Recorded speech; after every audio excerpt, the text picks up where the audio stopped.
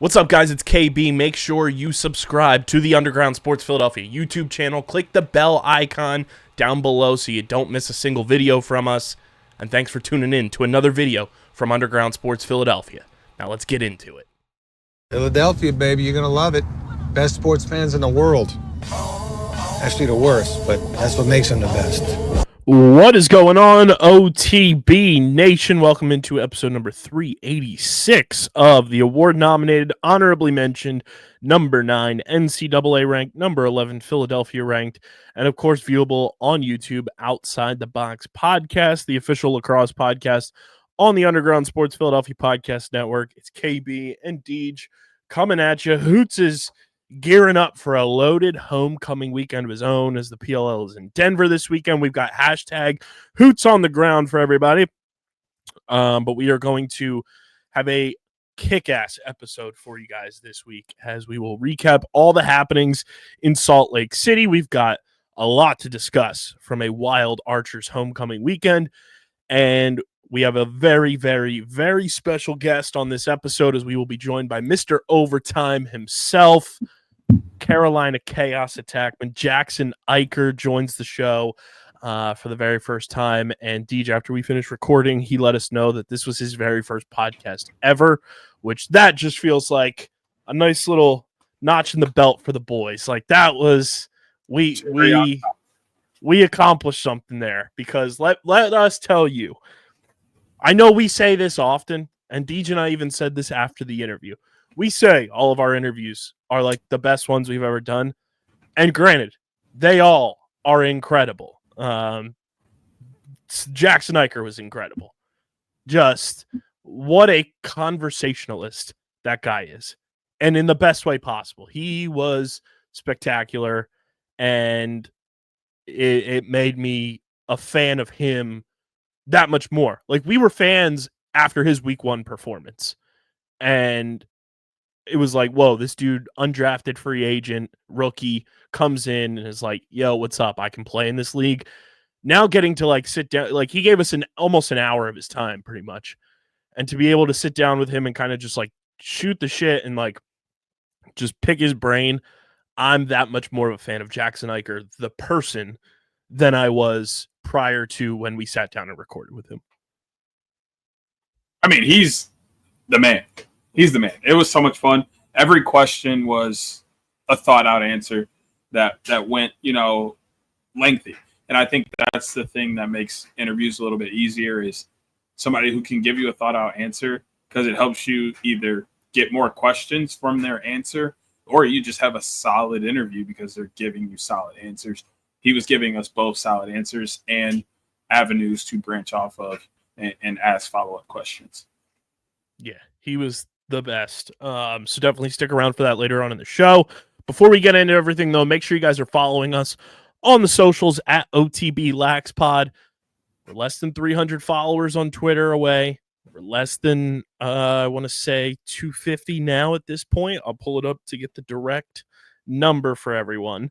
We are at 756, so we're less than 250 away on Instagram in terms of the follower count we need. But once we get to either 1,000 followers on Instagram or 2,000 on Twitter, along with the 100 subscriber milestone on the OTB YouTube channel, the Throwback Duck merch goes live on our merch store. So if you want the Duck merch, go follow us on the socials at OTB LaxPod.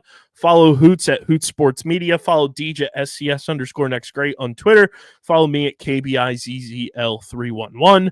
Subscribe to the pod, subscribe to the pod, subscribe to the pod. Apple, Spotify, wherever you get your podcasts in audio form.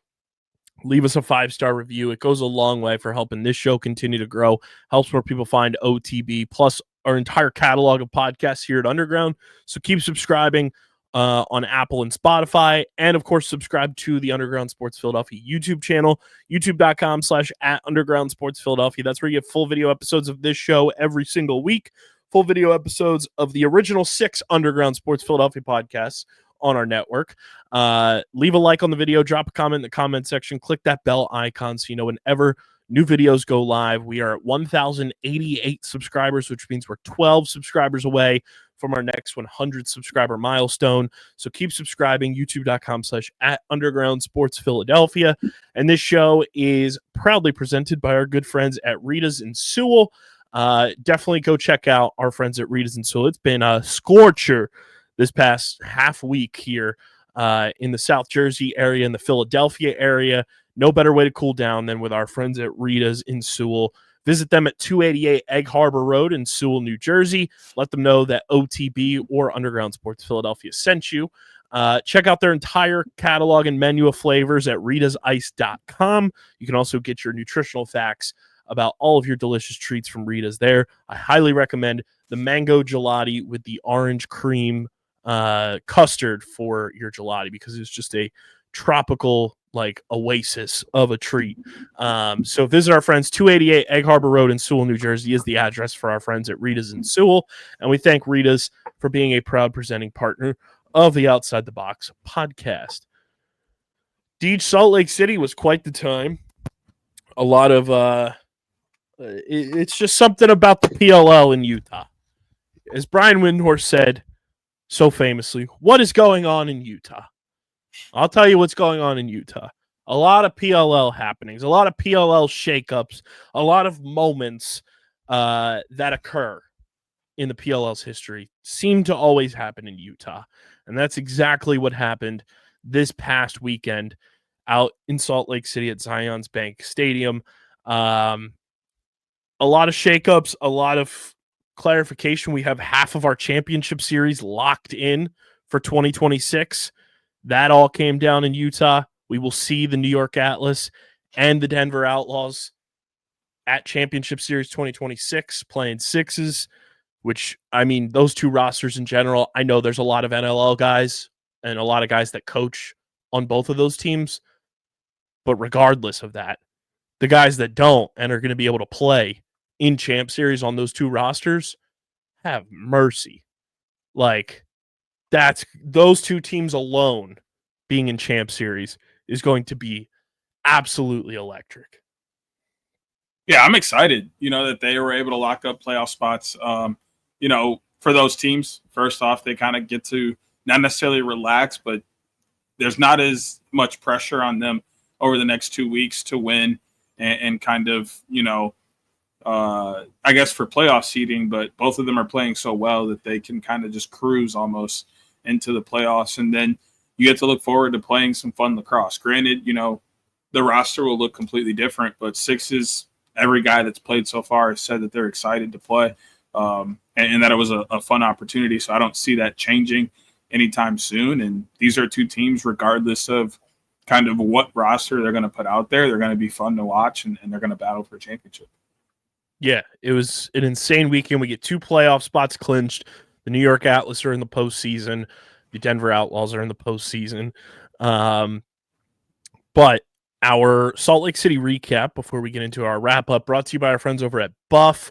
Guys, there's no better way to protect yourself from the elements, every single weather type, than with our friends at Buff. Check out all of their collections for headwear, just protective gear if you're going out hiking, fishing, just taking walks around the neighborhood, anything that you can think of when you're outside in the elements. Protect yourself with our friends at Buff. Their headwear is second to none, and they obviously have the ones that are built in with SPF protection, with bug protection, all that good stuff. Because when it gets hot and then it rains, the public enemy number 1 comes out, and it's those goddamn mosquitoes. So protect yourself with our friends at Buff. Use our link in the description. Shop all of their collections, including the Survivor collection, their National Parks collection, and more. And we thank Buff for being a proud partner of OTB. Salt Lake City was wild, Deej. We had storylines. We had busted open cleats. We had Dylan Malloy t-shirts. Tom Schreiber just hates Utah, or Utah just hates Tom Schreiber. Not really sure which one is which. And then obviously the first overtime game of the season occurred this past weekend as well. But we will start with the California Redwoods 9, the Utah Archers 8, in an ugly, ugly, ugly game that the Redwoods were just they wound up being the better team. TD was obviously a huge component of that. Tom Schreiber unfortunately gets injured in this game. We will talk about that more as well. This was, I know the moniker going around the past couple of weeks was the Redwoods are the best hockey team in the PLL. Well, they played against another team that has not been able to close games out this year, and that is the Utah Archers. And when Chris Kavanaugh stings an absolute scorcher with a little over 3.5 minutes to go, and the way that the Redwoods defense was playing, and when you have TD who can go and get possessions for you, probably going to win some games. This was not even remotely close to a complete game for either team, even in a Redwoods win, and I think Anthony Kelly would tell you that. But some good progress, I would say. This was a testament more so, I think, to the Redwoods defense than the offense. The Redwoods offense had one player shoot 28.6% or better, and that was Chris Kavanaugh, who shot 28.6%. Everyone else was 20% or worse. So it's not like the Redwoods offense was kind of like in a groove finding their shots and connecting on all the attempts they had, but you got enough from your offense and your defense and your short sticks and your LSMs and your goalie and your face-off athlete step up for you. You don't necessarily need your offense to do all that much, and they did just enough to win the game.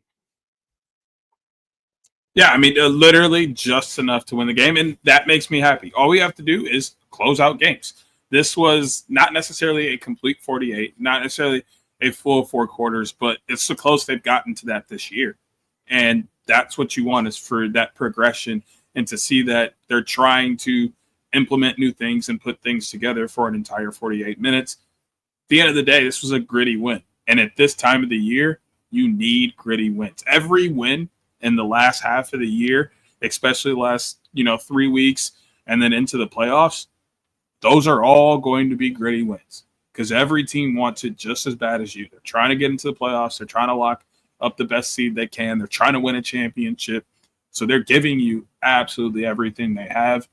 The Woods are just one of those teams that sometimes when they're in a dogfight, if you aren't ready for the fight, they're going to bring it to you and they're going to bring it hard. And that's what this turned out to be, was one of those things where hustle plays mattered. Getting possession mattered. Making the right play at the right time mattered. All of those things, the chase outs and a gritty ground ball, a face-off win, a good clear, solid clear that you get to waste some time on once you get set up offensively. All those things were done by the Redwoods, and they were able to come out on top. This was a satisfying win, but not necessarily what Woods themselves or Woods fans are looking for quite yet. But they still have 2 more opportunities to do it in the regular season before hopefully trying to do so in the playoffs. Yeah, because I mean, you look at the Archers in this game too. They had 1, 2, 3, 4, 5, 6, 7, 8, 9, 10, 11, 12, 13, 14 guys register at least one shot attempt, including a shot attempt from Brett Dobson.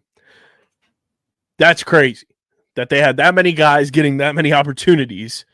But on top of that, Tom Schreiber unfortunately gets hurt in this game. I don't know what it is about the Zions Bank Stadium grass, turf, dirt, Earth's crust, core that just does not like Tom Schreiber. But it's a weird happening that a non-contact kind of just like on his own, Tom Schreiber gets injured back-to-back seasons in Utah. Yeah.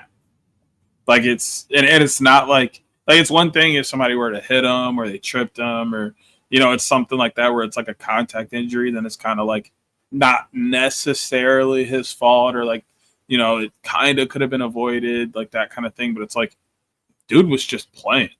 And then all of a sudden he wasn't. Like, and it's troublesome because it's happened more times than one. You know, when it happens the first time, it's kind of like, oh, okay, fluke injury where it's just non-contact that happens. Okay. But then it happens again, and you're like, why? and I think it's just ultimately scary. There's not a lot that can be said about it other than it's scary for the future of Tom Schreiber playing field lacrosse. Tom, like, the way he, like, the injuries that he unfortunately sustains just reminds me so much of Joel Embiid, where it's like these freak, nobody else sustains those type of injuries. And I'm just like, how does this keep happening to one of the best players the sport has ever seen? And it's the same thing with Joel. Like, he gets hit in the eye with Markelle Fultz's scapula. You know, he has like these freak knee injuries that nobody's ever seen happen before to somebody's meniscus. Comes down with Bell's palsy. Like, it's so odd, the injuries that Tom sustains, because, like we said, like, it's not like he's getting hit and, like, you know, a broken bone or something like that from contact. It's just like this past weekend, like, he came up limping because he stepped wrong on the field. And I was like, damn, does he have like turf toe or something? Like, did he like dig his toe into the grass or something? And it was just unfortunate to see Tom get injured. Grant Ament suffered a concussion in this game, so that's also unfortunate. When it comes to the Archers, and I know they got swept this weekend, they have guys on this team. Like, even with Tom and Grant having missed time this year, and like Mac O'Keefe not being the Mac O'Keefe we've known him to be, even though he had one of his best games of the season this past weekend against the Redwoods, where he shot 40%, scored 2 goals, had an assist. Like, he looked like the Mac O'Keefe we all know and love. They need guys like Connor Fields, who I still think is playing injured, to step up. You need Dyson Williams to step up. You need to see Sam King have a little more consistency. Even though he's a rookie, he's a highly touted rookie, and you want to see him continue to develop and perform. You need those guys to step up. You need Trey Leclerc to like start getting into his groove again. Obviously, you know, he's fresh off of coming back from his surgery and everything, but like, you're going to need that. You're going to need Ryan Ambler to kind of be more of a contributor in terms of goal scoring or assists or anything like that. It's not like they don't have the guys to do it. Those guys just need to do it. And I know that sounds so simple and, you know, sitting here just in a chair talking about that, but they would sit there and tell us the same thing. Like, we need to be better. We need to find ways to get guys more involved. Like, Ryan Ambler told me in the press conference, like, yeah, it's no coincidence that the past couple of times, you know, at halftime, I go and talk to Dyson in the locker room, and then he scores the first goal out of the half. We need to get that guy more involved. He was like, he's the NLL Rookie of the Year for a reason. Like, they know they have the talent. They just need to execute, and they haven't been executing offensively this year, which has been such a strange anomaly for this team. Yeah, and it's like, sure, they were struggling at the beginning of the year, but like, Matt Moore went down and this offense just like completely broke. Like, it just became like stagnant. It was very hard for them to score. The ball gets stuck in sticks a lot. Like, it reminds me a lot of the Redwoods offense the last couple of years. And that just doesn't work in the PLL. Like, you have to move the ball. And like, you saw the Redwoods kind of revert to that. It didn't work. This past week, a lot more passing. Like, it wasn't a ton. It wasn't where I like would have liked it to be as a fan, but like, it was more than they've been doing the past couple of weeks, and it eventually worked out for them, and they were able to get a win. So it's kind of just one of those things where, like, they have to go back to what works for them. And, like, granted, I brought this up a couple of times. It's a little bit harder for them to do that because teams aren't sliding on them. So, like, they have to create those opportunities more with off-ball movement and picks and things of those nature than before, as teams are forcing them to be individual dodgers. In that same token, some other guys have to be like Sam King and just beat their man and score.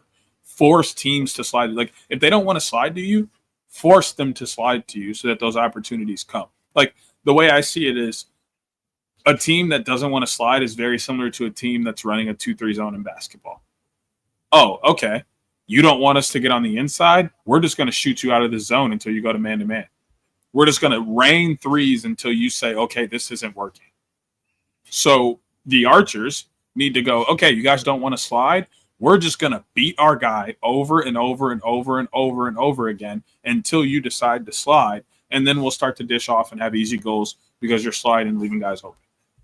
That you have to kind of just force teams to come out of what they're doing already. And they haven't been doing that at the moment. So that's kind of what's stunting their growth. But it's really just kind of crazy how Matt Moore went down and this offense like crumbled. Yeah. And I know they've had the injuries and guys have been in and out of the lineup. And like on top of that, they also haven't had anybody getting them the ball consistently in the 32-second shot clock. And I get they have the defense to like withstand the 32, where if you're not getting the possessions, fine. But the past 2 years, since they've reinvented this rope unit and gotten younger at the short stick D midi position, and we've seen Piper Bond, Connor Marr, and Bo Pedersen over the past 2 years collectively become one of, if not the best short stick unit in the PLL, for better or for worse. They have the talent there too. The question mark and the anomaly is that Mike Sisselberger has been terrible this year when he's been on the field.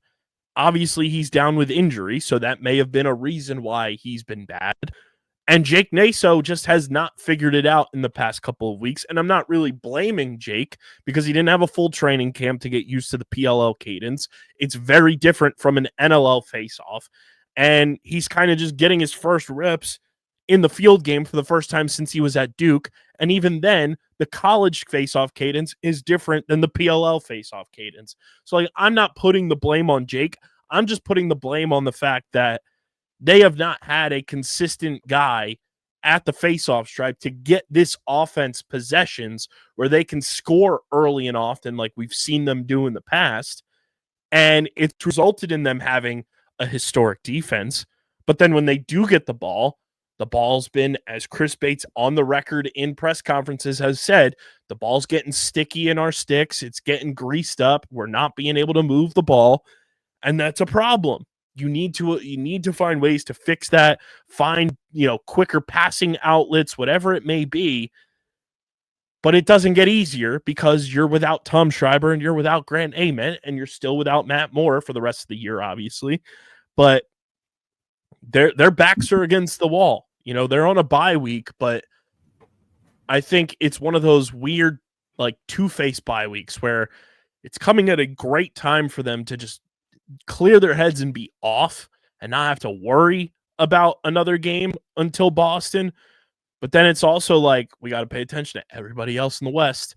We got to see what Carolina does. We got to see what California does. We got to see what, all these other teams do to see if we even have a chance when we're off of our bye week. So it's such a double-edged sword for them right now. And for them to get swept in their homecoming weekend was probably like disaster class 101 of what could not happen for the two-time defending champs. That was like literally the last thing they could afford, because now you've given life to both Chaos and Carolina, who were able to win, or California, who both were able to win last week. So now they have a one-up on you, and not only score differential, but also in record. So now they know, hey, all I got to do is win. Like my only thing is focus on who's in front of me on the field, win that game, and the team behind me can't catch me. That's tough, because now you're not only battling the team across from you, but you're battling this team that's battling another team and hoping and praying that some other team comes through for you. So it's hard to sit with that and hope. Like in their heads, they're hoping to get some help this week with one or two of those teams taking an L this week to kind of make things a little bit more shaky next week. They are the Utah Archers will be adamantly rooting for the Denver Outlaws and Maryland Whipsnakes this weekend in terms of their chances of being in the playoffs, because that's who they need to take care of business in terms of score differential and obviously knocking some teams down a peg when they come out of their bye week. But nonetheless, the second game of Salt Lake City weekend, the New York Atlas 11, the Maryland Whipsnakes 8. I mean, I think the biggest development from this game is that Brett Makar gets injured, goes back into the game, then leaves the game again, and then was ruled out. I don't know what happened there, but he is out this week as well. That's a huge knock for the Atlas defense. My biggest takeaway from this is like Liam Entenmann has fully entered the lower half of the PLL MVP discussion, and he's certainly making a damn great case to be a goalie of the year finalist. 71.4% in this game, 20 saves, his second such game of 20 plus saves this year. There's only 2 goalies who have done that. It's him and Blaze this year. 11 of the 13 games Liam Entenmann has played in, he's had a 50% save percentage or higher. He's the biggest star from the Atlas in this game. Sure, Jeff Teat had 5 points. Sure, Xander Dixon had a hat trick. Shelley continued adding to his point totals. Jake Stevens looked great. But my biggest takeaway from this was a Liam Entenmann like masterclass game. 8 scores against, 20 saves. And it also kind of shows you how significant of a role Brett Makar plays on this defense, that Liam was facing that many shots to begin with.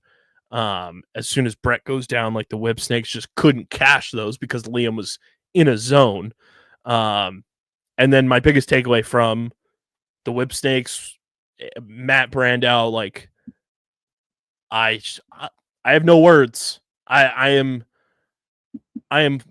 guests have been flabbered about Matt Brandow because last year, yes, he was playing out of position for the Water Dogs, but my God, he looks like a completely different player than I think anybody ever expected him to look in the PLL. He looks so comfortable with this Whip Snakes offense. He and TJ play so well together. He and Aiden Carroll have been building immense chemistry just from a passing perspective, and back-to-back games of 4 goals, and him just going on insane runs. He's looked like Matt Brandow. I think DJ, I'm fully writing his name on our list because we will have phony end of year awards that we will vote on this year that are not part of the actual end of year awards process for the league. The resurgent player of the year, Matt Brandow, is surging up those standings. Really? You like Matt Brandow that much? He's been on another planet, especially these past 2 weeks, but just in general, like he like him going to the Whip Snakes, quite frankly, saved his career.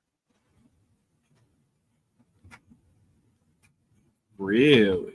Like, I don't think if he is still on the Water Dogs, I don't know if Matt Brandow makes it through cracking the roster.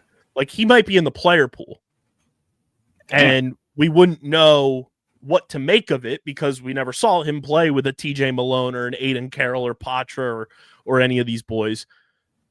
Him going to the Whip Snakes, and I know for Whip Snakes fans, as much as it hurt to see Zed Williams go, and it will hurt for them to see Zed Williams in a Water Dogs uniform next year, getting Matt Brandow has been a welcomed addition to this like young nucleus on offense that the Whip Snakes are building with Carroll, Patra, TJ, and Matt Brandow. Like those 4, and you throw Levi Anderson in that mix too. Like that group, that's your core for the next 4, 5, 6, 7 years. It's just interesting that him coming out of the box is working. Yes. I think that was something the Water Dogs were a little more lenient on doing because they felt like he was, more of an attackman, and, he's kind of a shooter that you put on the wing and, you let him do his thing down there. And I think that kind of got in his way a little bit when he was in Philly. Now that he's, with Maryland and playing in a role where they're just asking him to just go out and play, just beat your matchup. If somebody slides, find the open guy. If not, sting it, pick up a few ground balls here and there. But like That's it. That's all we want you to do. We might throw you at attack if we need you, depending on what's happening in the game. But they're just asking him to just play. And he's getting a lot of short stick matchups coming out of the box, and he's able to take advantage of it, beating a guy, and he's scoring a lot of goals. And when they slide to him, he always knows the right pass. I think a lot of that has to go back to his vision as an attackman when he played at Yale. And he's one of those few players who has been able to transition from attack to midfield and make it look right. And I think it's only going to get better as he continues. And maybe he ends up back at attack at some point, depending on how the roster looks over the next couple of years and who they draft and such. But he's kind of carved out a role here as a solid midfielder that they can trust. You know, I do stand corrected. This is his fourth game this past weekend of 4 or more points. He had 4 goals against the Cannons on June 21st in Maryland. He had 4 points, 3 goals, and 1 assist against the Chaos in Maryland in the second half of their homecoming weekend. Then he had 5 points, 4 goals, and an assist against the Water Dogs in Fairfield, and then 4 goals against the New York Atlas. He's got 19 goals this year, 2 assists, and he's shooting 38%. Jesus. In 8 games, where in 6 games last year for the Water Dogs, he had 6 points, 4 goals, 2. He's already matched his assist total from last year. And he's shooting 18% better than he was a year ago in his rookie season. Resurgent player of the year, Matt Brandow is in that conversation for me. Welcome to the discussion, Matt Brandow. But the New York Atlas clinch a playoff spot. They're just really fucking good, man. They are really fucking good. That's really all there is to it. There's not much like semantics you have to get in when you're talking about the New York Atlas when they're rolling. They are just a very, very good fucking lacrosse team. They are. And you saw that, this past weekend. They were able to get into a nice groove. And one thing I was talking about before the pod, even just want to touch on, the whole Atlas thing with Liam, like I was saying, is like they're so complete that it's hard to point out like who's most important to them, who was an MVP, who was the player of the game. Like they're such a machine that like a complete machine that like if one part of it isn't working, the whole game plan's going to be off. Like they need all of those pieces, and it's not even like they need all those pieces to play great. They just need them to play good. And then one of those pieces is going to play great, which is what's so good about their team is it doesn't matter who has the good day. It doesn't matter who's having the on night, and they know that someone is going to have an on night for the most part. The 2 games they've lost this year kind of were anomalies where no one was able to get things going and teams were able to bottle cap them. But for the most part, they know someone that they need is going to have a great night. So everybody else just has to have a good night. And that makes it a little bit easier to play. And you're seeing that, in the way that they've been able to go on multiple winning streaks and such this season. And then back to, Maryland, I said it pre-pod, Emmett Carroll is one of those goalies that once he gets hot, you almost can't score on him. And he's been in such a groove the last couple of weeks where, like, he's really getting dialed in the first half, seeing as many shots as he can, bringing in those easy saves and getting warmed up so that the second half, once the offense really clicks and they've got their motion going, the Whips are just running away with games. And they're able to – and not necessarily, like, running away with the score and, like, running it up because we see that their score differential isn't great, but it's more about the being able to get a 2, 3, 4 goal lead at a crucial point in the game. And sure, a team might sting a couple, but they have that lead as cushion. You saw it with who'd they play in Chicago? Darn it. You talking about the Atlas? No. I was talking about Whip Snakes. Oh, the Whips played Denver and Chicago. Yes.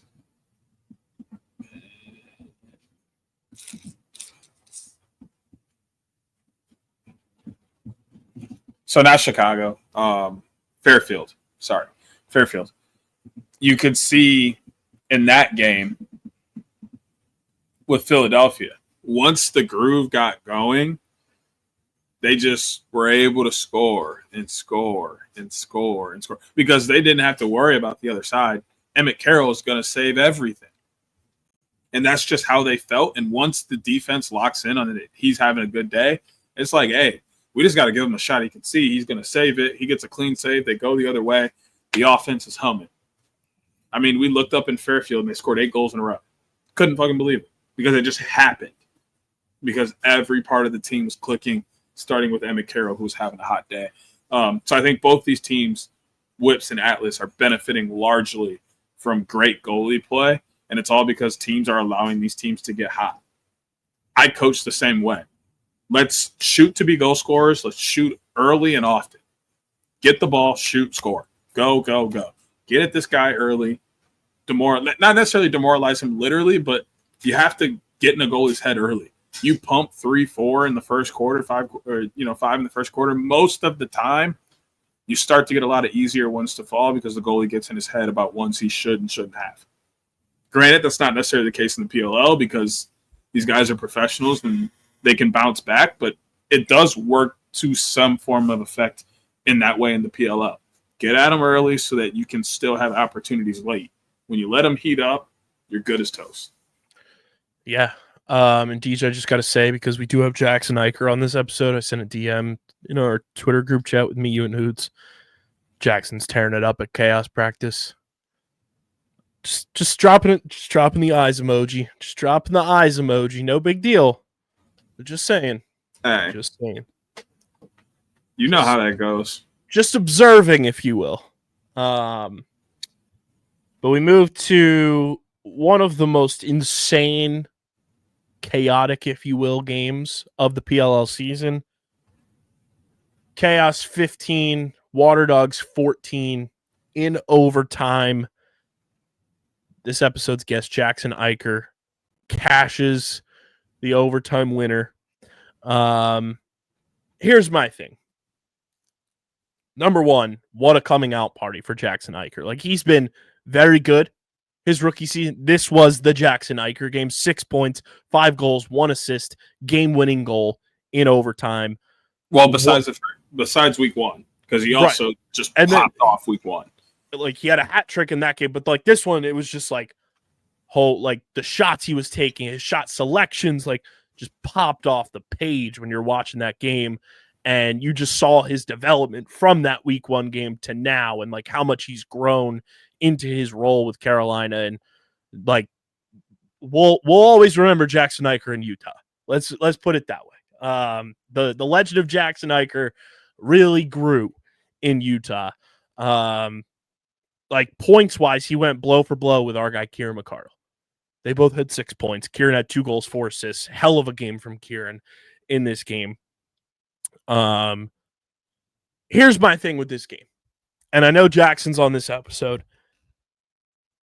I have never been more perplexed, astonished, and just baffled by coaching decisions in a PLL game, by any coach really, than I was in this game. By Bill Tierney and the Water Dogs coaching staff. I chalk last season up to an anomaly with Bill and the coaching staff. You know, it was just a weird year, whatever. This was, and I feel confident in saying this, and call me crazy if you think I'm crazy, Deej. This was Bill's worst coached game from just a decision-making standpoint I think he's had so far in the PLL. The levers he decided to push had the internet, known as Lacrosse Twitter, scratching their heads, wondering what the hell was happening. And it was in a multitude of ways. And even post-game, when I'm listening to Bill talk in the press conference, I'm just like, he's still not getting out of his own way. He's still being the stubborn Bill Tierney in a loss right now. And that has to change. Number one, I love that Jerry Raganese tweeted it. How can you not love the 2-point line? The 2-point line in the PLL is the greatest thing ever. Not only from just an excitement factor, from an in-stadium aspect of the fans losing their minds on a 2-point goal, the coaching strategy that has to go into defending the 2-point line and the momentum swing that cashing a 2-point goal or missing a 2-point goal can bring is astronomical. And the fact that Bill is so stubborn and just so turns his nose up at the 2-point goal concept drives me crazy. Because in this game in particular, if the Water Dogs don't hit the 2-pointers that they cash on from Connor Kelly and Jimmy Freehill back to back, mind you, we're not even talking about Jackson Eicher hitting an overtime goal. We're talking about a chaos regulation win, this, that, and the third. But on top of that, the second most improbable goal in PLL history was also a 2-pointer. That at the end of the day is the deciding factor in this game, even going to overtime. That goal doesn't go in the back of the net, we're not talking about overtime. And it has been the Water Dogs' Achilles heel the entire Bill Tierney era that they just do not understand how to defend the 2. And I get Glick's shot from well beyond half field is the most astronomically insane 2-pointer ever. But when you go back and watch that goal, like you, myself, and Hoots have done countless times, why do we have defenders getting stuck and guarded by attackmen in that sequence? Why do we have defenders standing around like Ralph Wiggum from The Simpsons on the bus, chuckling, I'm in danger, just not knowing what to do? It's true. And the fact that moment coming out of halftime, Bill says he needs a veteran to calm the defense. Deej, what the fuck is Matt DeLuca? Oh, that's right. He's a 5-year veteran who, at the time, was the furthest thing of being the reason that the Water Dogs were having a lack of consistency in the game. Okay, you go into halftime down by 2 because of that 2-pointer. Matt DeLuca is not responsible for it being the way that it was. Matt DeLuca finished this game, I'm pulling up his overall stats right now, had 8 scores against, made 9 saves, a 56.3 save percentage. Dylan Ward comes in, and we love Wardo on this show. But Dylan Ward comes in, 7 scores against, 6 saves, a 46.2 save percentage. It was noticeable from the jump that Dylan Ward was not did not have his A game. How do you not go back to Matt DeLuca and be like, hey, hand up, I fucked up. Shouldn't have pulled you. This was a bad coaching. And he said in the post-game press conference that this was a planned thing. Why are you planning ahead of time going into a game where you can potentially clinch a playoff spot, deciding, oh yeah, this is the time we're going to split time for our goalies? The decision making by Bill Tierney and the coaching staff this past weekend made me feel like I had a smooth brain. It was mind-numbingly stupid, some of the decisions that were being made. And I apologize, Glick's goal was at the end of the first quarter, not the first half. Nonetheless, still the same sentiment stands for everything else I said. And it was just one of those games that the Water Dogs had no momentum early. None.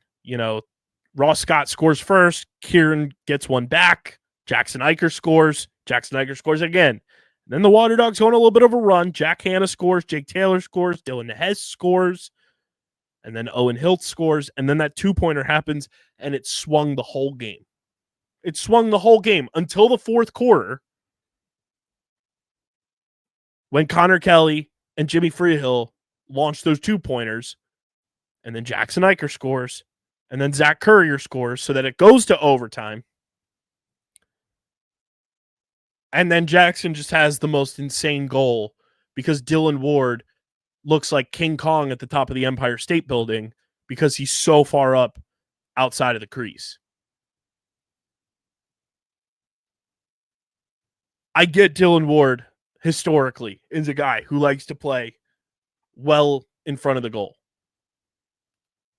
At that point, defensively, you have to have guys playing to that play style. You have to adjust your defense if that's how your goalie's going to play. And again, I don't agree with the decision to bench Matt DeLuca in this game. And I'm not even being biased here because I love both of those guys. They've both come on this show. We love both the ways those guys play. But it was the dumbest decision coaching-wise of any coach this season to switch goalies at halftime. It changed the complexion of that game entirely. And I just, there's a universe where that doesn't happen, and maybe the Water Dogs win this game, and then they have their playoff spot clinched. But we live in the timeline where Bill Tierney decided to overcoach, and it cost them a game. And this is back-to-back weeks where they could not make in-game adjustments, and it cost them games. Or, in this case, you over-adjusted, and it cost you a game. I also want to bring up back-to-back games that Kenny Brower missed either in-game or full game with injury, and the defense looked very discombobulated.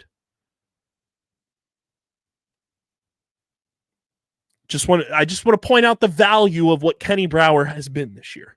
Okay? And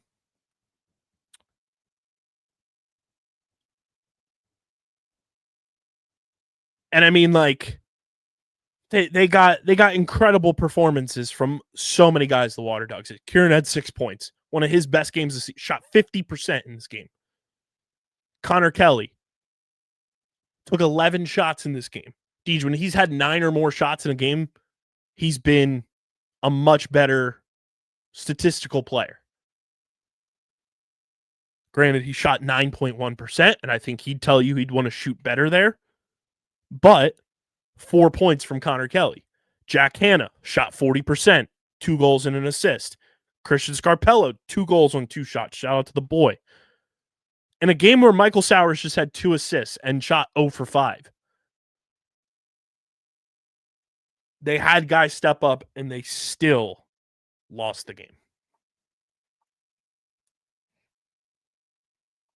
Yeah, I think this one stings a little bit more because, like you said, you specifically have been asking kind of for a couple more guys to step up and do their part offensively and help out.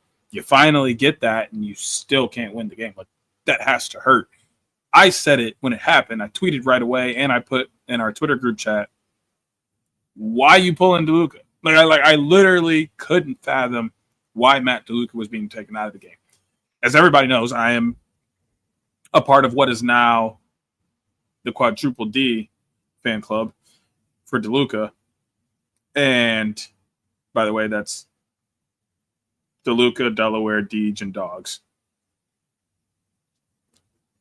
Couldn't for the love of God of me figure out why. Like, first off, once I put Matt DeLuca in a game as a fan, I'm not pulling him out.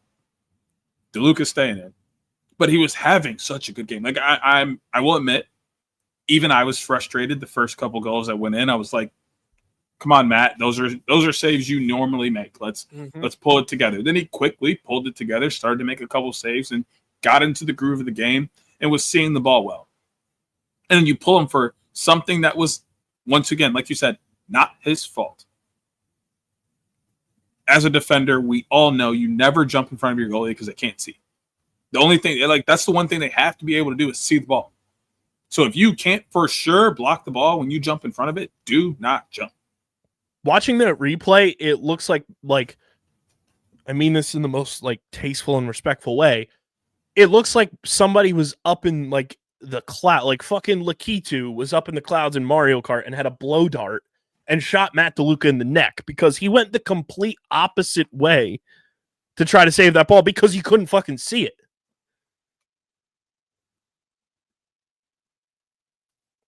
Which is terrible. Like I said, you got to be able to see the ball. But like outside of pulling Dylan Ward and a few mental laps on the defensive end, this was a great game for the Water Dogs. And I think you can take away the excitement of the offense and how well they were clicking again, getting Kieran McCardle to, put away 6 points for you. Those things you can take away and be excited with. Alex Stathakis is still being amazing at the stripe. Like, you have all those pieces. I think you have to figure out a goalie. Pick one and roll with him for the rest of the year. Personally, I think it was DeLuca. I think he's had a better year. I think he's looked better. I think he's cleared the ball better. That's just personal opinion. I would be rolling with Matt DeLuca, but I would understand why they did go with Dylan Ward. Either way, you need to pick one and roll with it. The split in time thing has not been working for the most part. Pick a goalie, run with them, let everybody get comfortable with that squad rolling into the playoffs. If you get there at this point, because it is still up in the air, but you got to pick one this week, roll with them, and then I think this team will be just fine. On the flip side, hands down, the best overall performance by the Carolina Chaos this season. The ball movement that they had was exceptional. They were the quicker team. They were faster. They were more fluid. Jackson Eicher, the boy, looked phenomenal. Like, he had 6 points, 5 goals, shot 12 times, and still shot damn near 42% on those 12 shots. Like, that's not only just, like, good numbers, that's efficient numbers from a rookie, no less. Like, to shoot almost 42% on 12 shots is crazy, especially against a defense that's been, for the most part, relatively very good this year. Owen Hiltz continues to drive his Rookie of the Year narrative. Ross Scott, I hope y'all know who Ross Scott is now, 3 weeks into it. I hope y'all know Ross Scott is that guy. 3 goals in this one. He shot 75%. Deej, I just want to ask you, do you know who Ross Scott is? Yes, sir. I am very aware of who Ross Scott is, my guy. That's because we are hashtag certified ball knowers. We didn't say it, but people have told us, so I can relay that message. Adam Charlambeedi shot 50%. Glick's shot was just unbelievable. I still can't believe that goal went in. Josh Sawada just continues to be like Mr. Consistency. Doesn't show up in the stat sheet, but what he provides for that offense is like a calming presence, and he's been awesome in that role for them. And then just defensively, like, they showed up, and Justin Inacio did his job at the stripe. Blaze saved 57.1%, had 16 saves. Like, it was just an overall complete game. And Jack Rowlett played in the sickest he's ever been. You know, the rumors of what he was playing through, I was feeling for the boy on a multitude of levels. Yeah, from what we heard, it was not allegedly. Allegedly. I just said from what we heard. I'm just putting it out there from a legal aspect. Allegedly, what Jack Rowlett was playing through. Allegedly. From what I heard, it was heard on the broadcast, so that doesn't really make it allegedly anymore. Allegedly, he said it himself. Like, that's not an alleged thing anymore. Allegedly, but I mean, he still played out of his goddamn mind, and it's a great win for the Chaos, and like really sets them up, even with their piss poor score differential. They're kind of sitting in a they're like in one of those motorcycle sidecars. They're not necessarily in the driver's seat, but the driver is bringing them along for the ride. they're in a good spot right now for the most part in terms of them being a playoff team. Yes, absolutely. Which, if you asked us that after Baltimore, we would have called you crazy. Oh, yeah.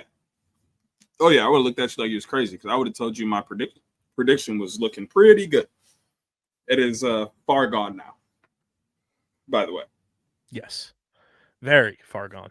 That's okay. I'm happy with that. I'm also happy because no team matched that prediction. We're going to have the fewest number of wins be 3, potentially, if not more. I love that. This is what the league needs, by the way. Parity is so good for sports. We've had that conversation 1,000 times. Yeah. I won't bore the people with that. And on top of that, like, yes, the chaos score differential is bad, but after this weekend, the Archers is damn near just as bad. Yep. So it's like, hey, at the end of the day, Carolina doesn't have it as poorly as they did going into this weekend. Not only did you get a win, but Utah had the worst weekend possible and really set you up for success when you get to play this weekend and potentially fix your score differential if you continue on this upward trend while Utah sits at home and you fix your score differential while they have to sit idle. Which is great. That's what you want, is that chance to run away with it, which is what I was talking about earlier when we were talking about the Archers, is both Chaos and the Woods can now comfortably look at this week and go, let's win this week. Let's go 1-0, and let's put a little space between us and the Archers. And then after this week, you can look at next week. Let's go 1-0 and secure our playoff spot. The Archers are the only ones who are really looking at an uphill battle. Yeah. Speaking of the Archers, they got swept in their homecoming. It is fully safe to say Archers Outlaws has become a top 3 rivalry matchup in the PLL. From a geographic standpoint, from a fan base standpoint, from Brennan O'Neill is public enemy number 1 in Utah standpoint, and he absolutely loves it. I like anytime you see Denver and Utah on the schedule, circle it with a big old red Sharpie because you got to go get your popcorn, get your snacks, get your drinks, and plop into your couch because it's going to be cinema. And I love that for the league. This is exactly what implementing the home markets was all about. And we've gotten it in other places too. We have Boston and New York immediately became a rivalry. Philly and Boston has become an immediate rivalry. But now you have the West Coast. And obviously before the markets were there, you had the Archers and Chaos were definitely a rivalry. But now you have the Outlaws and the Archers, where that didn't exist before the markets because that was obviously Chrome. But these two teams fucking hate each other. These two teams give you an absolute show every time they play.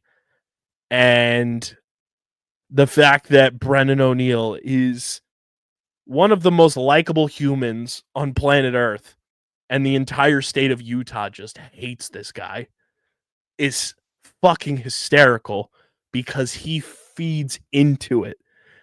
And you saw that when he fucking goes shoulder to shoulder, knocking dudes down, stands up, and he's roaring like a fucking dragon from King's Landing. This game gave you everything, and the fact that it was on ESPN2 was just perfect. And the Outlaws are a playoff team for back-to-back seasons now. Deej, fun little nugget that I pulled up after this game.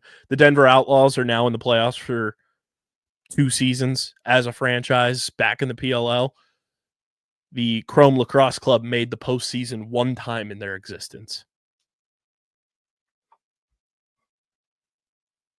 Just an insane happenstance when you do a little rebrand.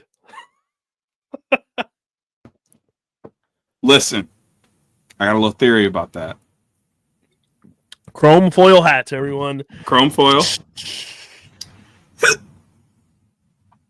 OG Chrome, we're just saving all of the good fortune for, Chicago or Columbus Chrome to be fantastic. That's all. That's all. They couldn't be too good before because you got to grow into it. You got to embrace the market first. I mean, Brendan O'Neill was unbelievable in this game. He said in the post game that I asked him, I was like, finding this 2-point range, what's that? And he said, half the time I don't even know that I'm shooting from 2-point range, which I'm like, you absolute cynical bastard. Like, that's just crazy to be like, yeah, I don't even know that I'm shooting from 2-point range. Pat Cavanaugh and Brennan both had 6 points in this game. They both shot 10 times. Ryan Terefenko was awesome, had a 2-pointer in this one. Deej, I want to bring something to the forefront here because now that, Michael Earhart is almost 2 full seasons removed from his PLL career, shout out to Michael Earhart, Tyler Carpenter, who we are working to get on this show, won the Brody Merrill Long Stick Midfielder of the Year award last year as a rookie. I'm starting to believe, especially if he accomplishes something this weekend. Is Jake Pacino the front runner for LSM of the Year this year? Yes. No question about it. No question about it. I didn't want to sound crazy by bringing that up, but it just feels like not only is he making plays defensively and being a presence on that Denver Outlaws defense with their close defense, the plays and the finesse that he's playing within transition and from an offensive perspective is just next level from what we saw from him as a rookie. I just can't even think of another LSM to put next to him that's playing at such a high level. Like, there are other LSMs playing at a very good level, but there's no one playing at like that extremely high level that he is, where he's dominant on ground balls off of the wing. He's pushing in transition, almost has double-digit points, and he's getting caused turnovers and doing his job on the defensive end. There isn't really any other LSM in the league doing that right now. Yeah, like that's also a great point. Like, just trying to think of the LSMs in the league right now that could even like compare. I mean, the crazy thing is like we could potentially see like Ben Weyer as a LSM of the Year nominee because he's been fantastic at that position this year as a third round rookie. Tyler Carpenter has obviously been great and has a real good shot to like be a finalist again. But like Jake Pacino's game all year long has just been like by far and away, like he's been in the S tier while everyone else is like trying to get to just A tier. And it's been from the jump this year. It's been so fun to watch. But yeah, like the offense was great. Jonathan Donville has been such a presence for this team. And I asked Brennan and coach about Donville, and before I could even finish asking my question, like Brennan's face lit up when he heard me say Donville. And that's all I needed to know. I didn't even need Brennan to answer the rest of the question. Just seeing his facial response to me saying Jonathan Donville's name was enough of an answer for me to know, like, that dude means a lot to this locker room already. And that's impressive. And like, not that we didn't know that about Jonathan Donville, the player, but for anybody to walk into a new locker room and try to get acclimated, it's a tough thing to do. And for Donnie to be able to do that in just 2 weeks and have such an impact on these guys already is really, really impressive. And I mean, again, like the defense stepped up for Logan McNaney, didn't have like the all-world performance that he had to start his PLL career, the first 4 games or so, but he did just enough because the Outlaws on offense were humming. The Archers were completely gassed and banged up by injury. Kudos to the Archers, though. They made this a game for the most part until that fourth quarter. They hung around for a long time, and then those 2 bombs started raining in from Terry, and then Brennan hits that one late in the fourth. But a disastrous homecoming in terms of results on the field for the Utah Archers as they now head into their bye. The Denver Outlaws clinch a postseason spot. They are back in the championship series. I'm curious. I'm guessing it would travel with them for now that the Denver Outlaws have won a championship series trophy, even though it was Chrome. I would assume that trophy is in their trophy case until Chrome come back, which Paul Rabel commented on an Instagram post saying he thinks Chrome will be back. We've been trying to tell y'all, why would they get rid of IP that they have the rights to?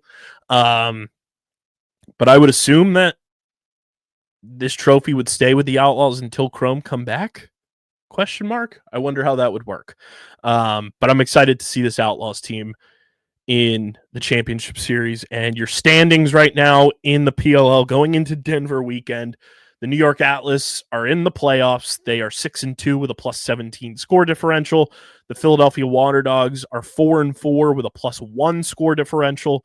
The Maryland Whipsnakes are 3-5 with a +5 score differential.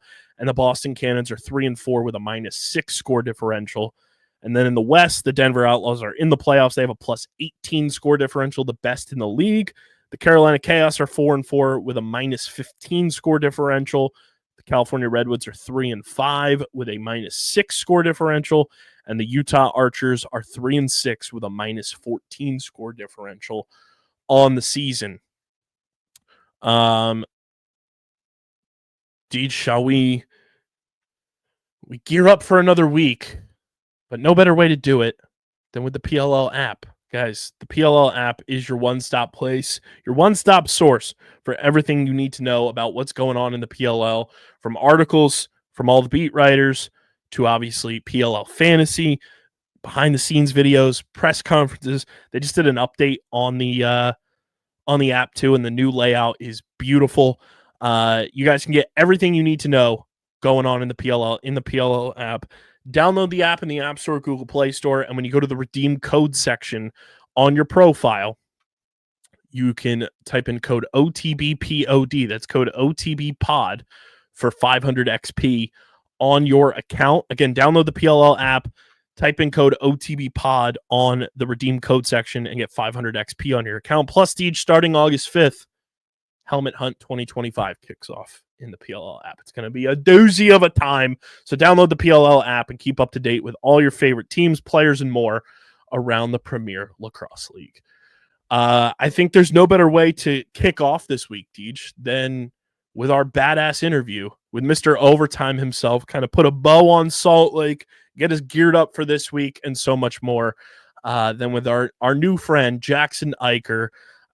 Truly an amazing interview, and shout out to Jackson for hopping on and us being his first podcast. Like, we will wear that with a badge of honor, no pun intended, with Jackson being a member of the Army. But nonetheless, just a badass interview. He gave us so much insight on just, him as a person, his game, what he enjoys, and so much more. So without any further ado, here is the Lieutenant, Jackson Eicher.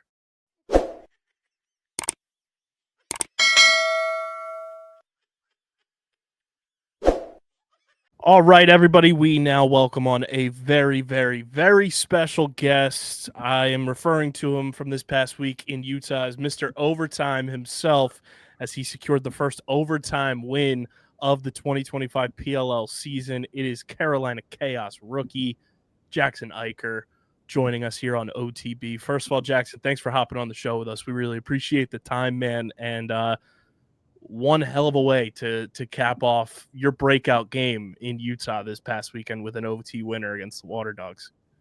Yeah. Appreciate you guys, having me on. Stoked to be able to chat with you guys for a little bit here. But yeah, it was a big team win, big win for us, one that we really needed, and hopefully we can carry that momentum going in to the next week. The team accounts just put this out, and I don't know if it's something you're aware of. Do you know you're tied for the rookie lead in Carolina Chaos, like rookie goals in a season for a rookie? I don't. I try not to pay attention to any of that stuff. You're right there with Ross Scott. It's a little hard with how social media is these days. I try not to look at all the stats and everything. But no, it's pretty cool, especially to be there with Ross and the type of player that he is. So thanks for letting me know that. Appreciate it. Yeah, you and Hiltzy are like climbing the ranks for Chaos franchise records for rookies this year. What's it been like playing with him since he's, gotten to the team, and, what type of, teammate is he, not only on the field and how he complements your game, but what's it like being off the field with a guy like Owen Hiltz? Yeah, it's funny, it's being a Canadian that went to Syracuse, and I'm obviously an American who went to the United States Military Academy. So you think probably two opposite, polar opposite guys, but I mean we've honestly he's been unbelievable teammate, great guy in the locker room, and his play speaks for itself. He's one of the best passers that I think that I've ever played with. He sees the field a little bit differently than most people. His IQ is off the charts, and not to mention he's a goal scorer as well. So I mean, he does all the small things, very well, and he's made a huge difference, I think, in our offense. And it's a little bit tough. We're a little bit younger of a group on the offensive side, and it's just a group of guys who haven't had much time playing together. We had a training camp at the beginning of the season. Hiltzy obviously wasn't able to play in that, so we're really on our like fifth week of all being able to play together, all 8 guys consistently. So we're finding that we're trying to figure it out here week by week, and we're just looking to just grow every week, get better, a little bit better, a little bit more comfortable with each other. You start to learn guys' tendencies and what they like, where they're going to be, where to put the ball, and we're starting to move really well together. So hopefully we can carry that momentum that we had in this past week. It was a good offensive performance for us, and hopefully we can carry that throughout the end of the season. But Hiltzy's been a huge part of that, and been just I've enjoyed spending time with him off the field too, just being able to hang out, and we were roommates there in Salt Lake City in the hotel. So we got a tradition. Me, Hiltzy, and JJ Silstrup. We get milkshakes every night before the game. So try to carry that tradition through the end of the season. But those guys are great, and he's been a huge addition to the team. Is there a milkshake flavor of choice for you each week? Yeah, definitely got to go cookies and cream. I'm always cookies and cream. Hiltzy and JJ, they switch it up sometimes, but like to try stay consistent. You mentioned, you guys being young on offense too, and I think Deej, we've talked about this on the show. Like that time is so pivotal, especially when you only get to practice with each other once a week. What's this growth process been like for you guys as a young nucleus on offense, when you're on a team that is known for having this veteran-laden defense, and obviously Blaze being an anchor back there, and those guys being the mainstays on this roster, but you guys being able to grow together, I think, is also so important this year, where it is a new look offense. It's a new coaching staff for the first time for the Chaos, kind of having a coaching change.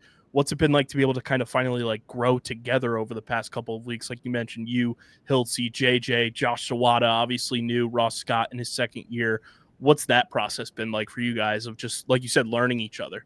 Yeah, it's tough enough to kind of go from college, and how that game is to the PLL. It's a little bit of a jump there. The speed of the game, and obviously the shot clock makes it even faster, and there's certain rules that just you got to get used to it. So that switch over from college to PLL is one thing, and then you add an entire new roster. So other than a handful of guys, most of us weren't on the Chaos last year, so it's been trial by error. We've been trying to figure it out, and we always knew that we had the pieces. It wasn't really a problem with who we had on the roster. It was just it was just time. That was our biggest problem, was just we didn't have the time together to form the offense that we knew that we could be. We knew going into the season that we had the best goalie in the world best defense in the world. I mean, those guys just lock it down. It makes our jobs a lot easier when you got Blaze and Jack, Troy, Jared, and those guys playing defense, and they've been extremely patient this year with the offense, and I think that they knew that it would take a little bit. They knew it wouldn't kind of click week one, but the more time that we're able to spend together, whether that's on the lacrosse field or that's at meals in the hotel, we're just trying to grow that culture on our team, and that translates to on the field. So the more time that we can spend together, talking lacrosse, playing lacrosse, just learning, about each other. I mean, you see each other for now like 8 weeks for 1 or 2 days of the week, and it takes a little bit to get to know these guys and understand not just them on the field but them off the field, and create those bonds. So it's been a blast, and it's been really cool to see the progress that we've made from week one to last week. And we're just Coach Colsey always says it, we're just trying to get better and look better every week. We're just trying to build on it from week to week, and hopefully we can do that going into week 9 here in Denver. Is there something different for you coming from a service academy and your transition to the PLL than maybe some of the other rookies? Yeah, I mean, probably not really so much on the military side of things. I graduated on Saturday, and I drove up to training camp on Sunday morning. I was a little bit late getting to training camp. Probably good thing I didn't miss graduation. Kind of a big day there. But I mean, everybody's probably got their own obstacles that they face when it comes to one, joining a new team, and two, starting to play a professional sport. You're not treated really like a college athlete. I mean, you're a professional athlete, and they treat you like it.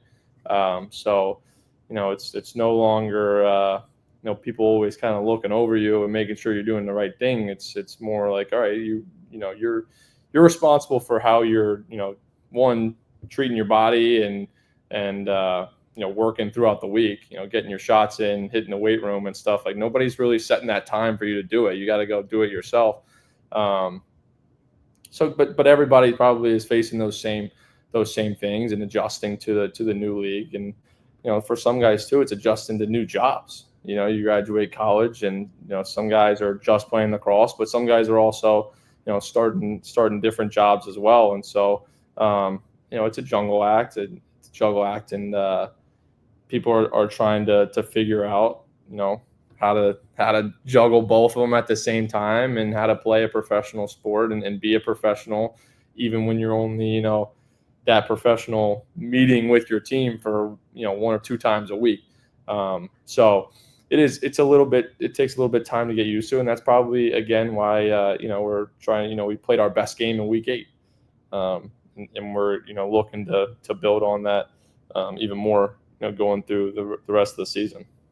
Yeah, you can't talk chaos without talking the goalie room.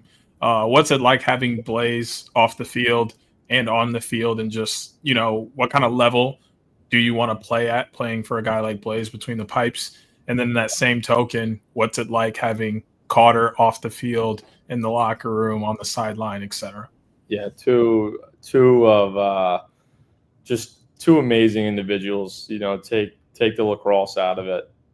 Just 2 guys that from day one just put their arms around you and just welcome me in. I mean, I remember before even showing up to training camp, I got a text from Blaze, and I'm like kind of looking down at my phone, and I'm like, wow, like Blaze Reardon is texting me right now. Like, this is kind of a pinch myself moment. I remember when I was a kid, like watching him at Albany, and I was like, now he's texting me, and we're going to be on the same team here. So it's like kind of a not a we made it moment, but like, wow, just like this is pretty cool. But just 2 unbelievable human beings, like both of them just talk about selfless guys that are putting the team before themselves. Cowder is a guy who doesn't really get the minutes on Saturdays, but gosh, like probably the most important part of our team. What he does in our locker room and the player that he is for all the guys, and he's just selfless. He literally is like the heartbeat of our team. Like our team runs, when he does. Like it's just he sets the tone for practices before the game. He sets the tone in the locker room before the game. He is like just we go as far as he takes us, and then obviously Blazer too, just the player he is. I remember showing up training camp and like probably that entire week, I probably put the ball in the back of the net maybe twice. And I was like, well, maybe this league isn't really for me. Like I was scoring goals here in college, but this is a little bit of a different level here. And I don't know if I'm really cut out for this, but obviously the Lacrosse speaks for itself. He's the best goalie in the world in my eyes, and just an unbelievable player, but again, also an unbelievable teammate. Just a guy who, has welcomed all of us, all our rookies in. We went on a team walk. We didn't have a walkthrough this past week in Salt Lake City. So, instead of having a walkthrough, Blazers like, all right, well, let's all go walk and get coffee. So just a guy that's like always wanted to spend time with the fellas. Trying, they both are sending texts in through the week, sending in Snapchats of what they're making for dinner or whatever it is. Like they're just two guys that just love the sport of lacrosse and love, the guys on our team. And they really are the two guys who have set our team's culture. And so, yeah, I mean, I'm very fortunate, to be playing with the two of them, two guys I couldn't say better things about. You just said, you put in, just two in training camp, maybe a few more. And that's got to like kind of just be jarring. But then you come out first week against Atlas, who's turned out to be number one team in the East and really making a push for the championship. And you drop 5 points, 3 Genos, 2 apples. What kind of, what was that feeling like playing that first game and just exploding like that? Yeah, it was just kind of a dream come true just to be able to put a jersey on, just to be able to say like, you made it to the highest level of your sport, to be able to suit up with the guys in that locker room, have my family there, for them to be there and see that. It was a special moment. I think regardless of if I had 5 points or 0 points, just the experience of being able to put that jersey on, especially a little bit with it was how, the college season ended. It didn't end in a way that I was content with. So I still had a little bit of a bad taste in my mouth and still felt like I had a lot of lacrosse to play at the end of the year. So just to have the opportunity to go and lace them up again, and then to be in a locker room, like I was saying a little bit earlier, with the guys on our team, and just to have that opportunity to play, it was a special moment. It was one that I'll remember for the rest of my life. I had some of my college teammates there too, so to have them, family, girlfriend there, just a cool moment, something that I'll always remember. I feel like you guys and the California Redwoods are kind of in this situation too, but you're one of two teams that have a GM head coach split. What was that initial phone call like with Spencer Ford when you get a phone call from him to be like, hey, we're signing you, as an undrafted free agent? What's that relationship like now with Spencer as you're 8 weeks in? And I feel like you guys kind of have that advantage too, where it feels like Spencer is more often than not on the road with you guys at game weekends and such. When you have a lacrosse legend like that, along with a loaded head coach and assistant coach roster of, lacrosse legends, Hall of Famers, what is that like for you as a rookie and kind of just getting acclimated to the pro game to know that you have those resources available to you? Yeah. So, I was, I knew Spencer a little bit before growing up. I played under him in 3D Mid-Atlantic, just the club circuit.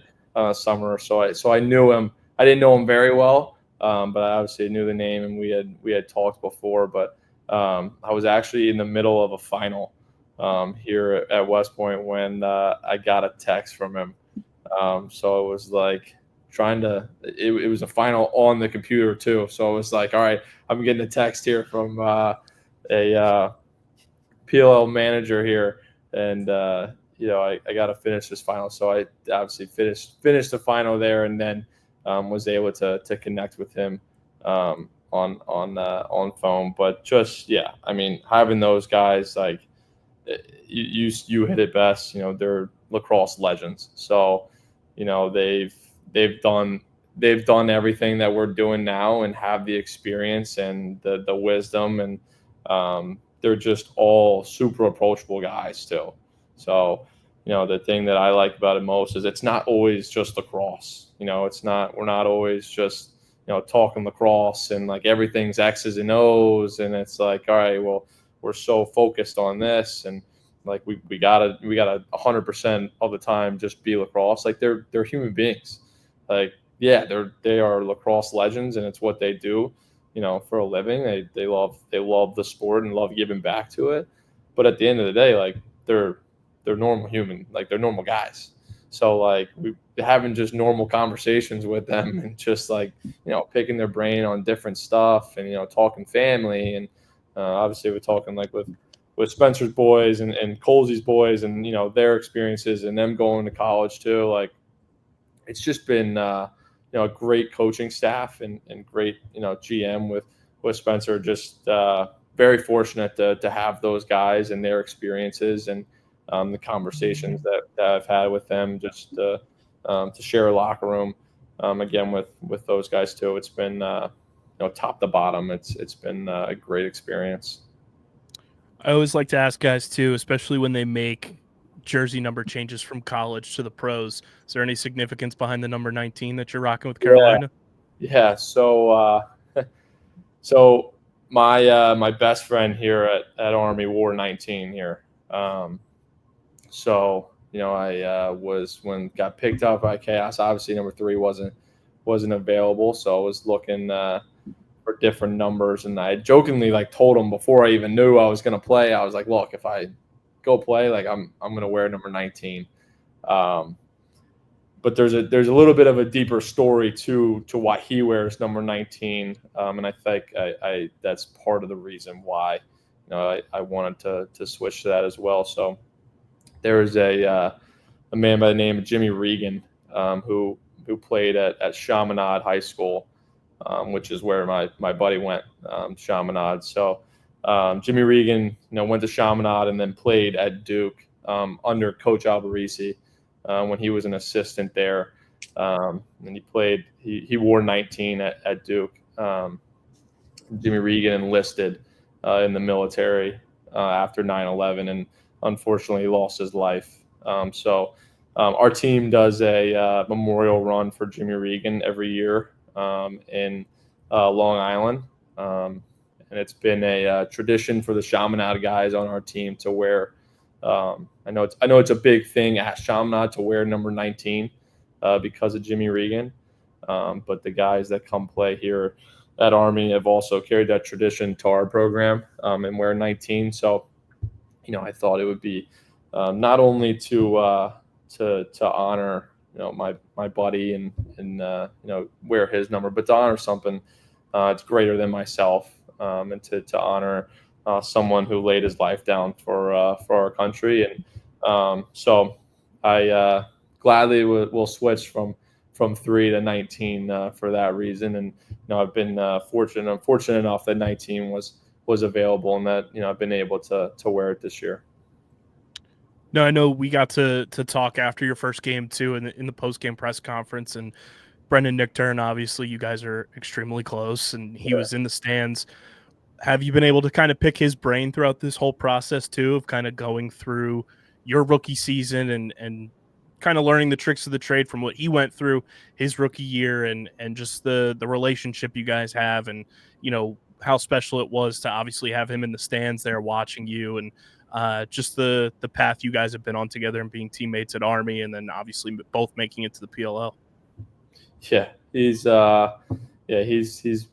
one of my closest buddies. So my freshman year was his senior year here at Army, and instantly he kind of took me under his wing, and that was, I would say, probably one of the most influential years in my lacrosse development. I would say my freshman year was to be able to have a front row seat to see, how Brendan went by his business, went and did the things that he did. And obviously the season that he had his senior year was pretty tremendous. So, just to be able to see how a guy like that competes in practice, how he handled himself, off the field, in the weight room, in the film room, how he prepared for games, how he competed on the field, like just to be able to, take a step back and see all that type of stuff was huge. Like it was huge for my development. And, I carried a lot of things in my, next 3 years here at Army for, just things that he did, was trying to emulate some moves that he did.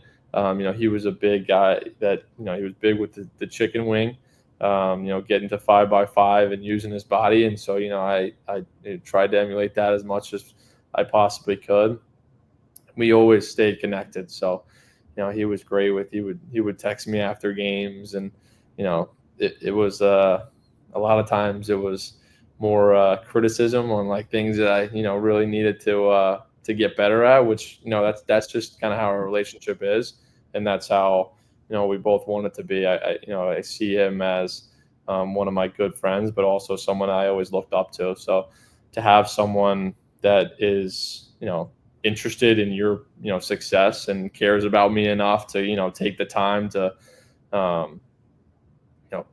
watch our games and give me a text after on things that, maybe I did good, things that I can do better on. And, he would go back and watch the film of the games too, and kind of go over it with me a little bit. I'm like, all right, like this is something that we got to work on. And like, these are ways we can do it. Like he was honestly like another coach sometimes, and it was obviously having him there too, along with my family at that first game was pretty cool.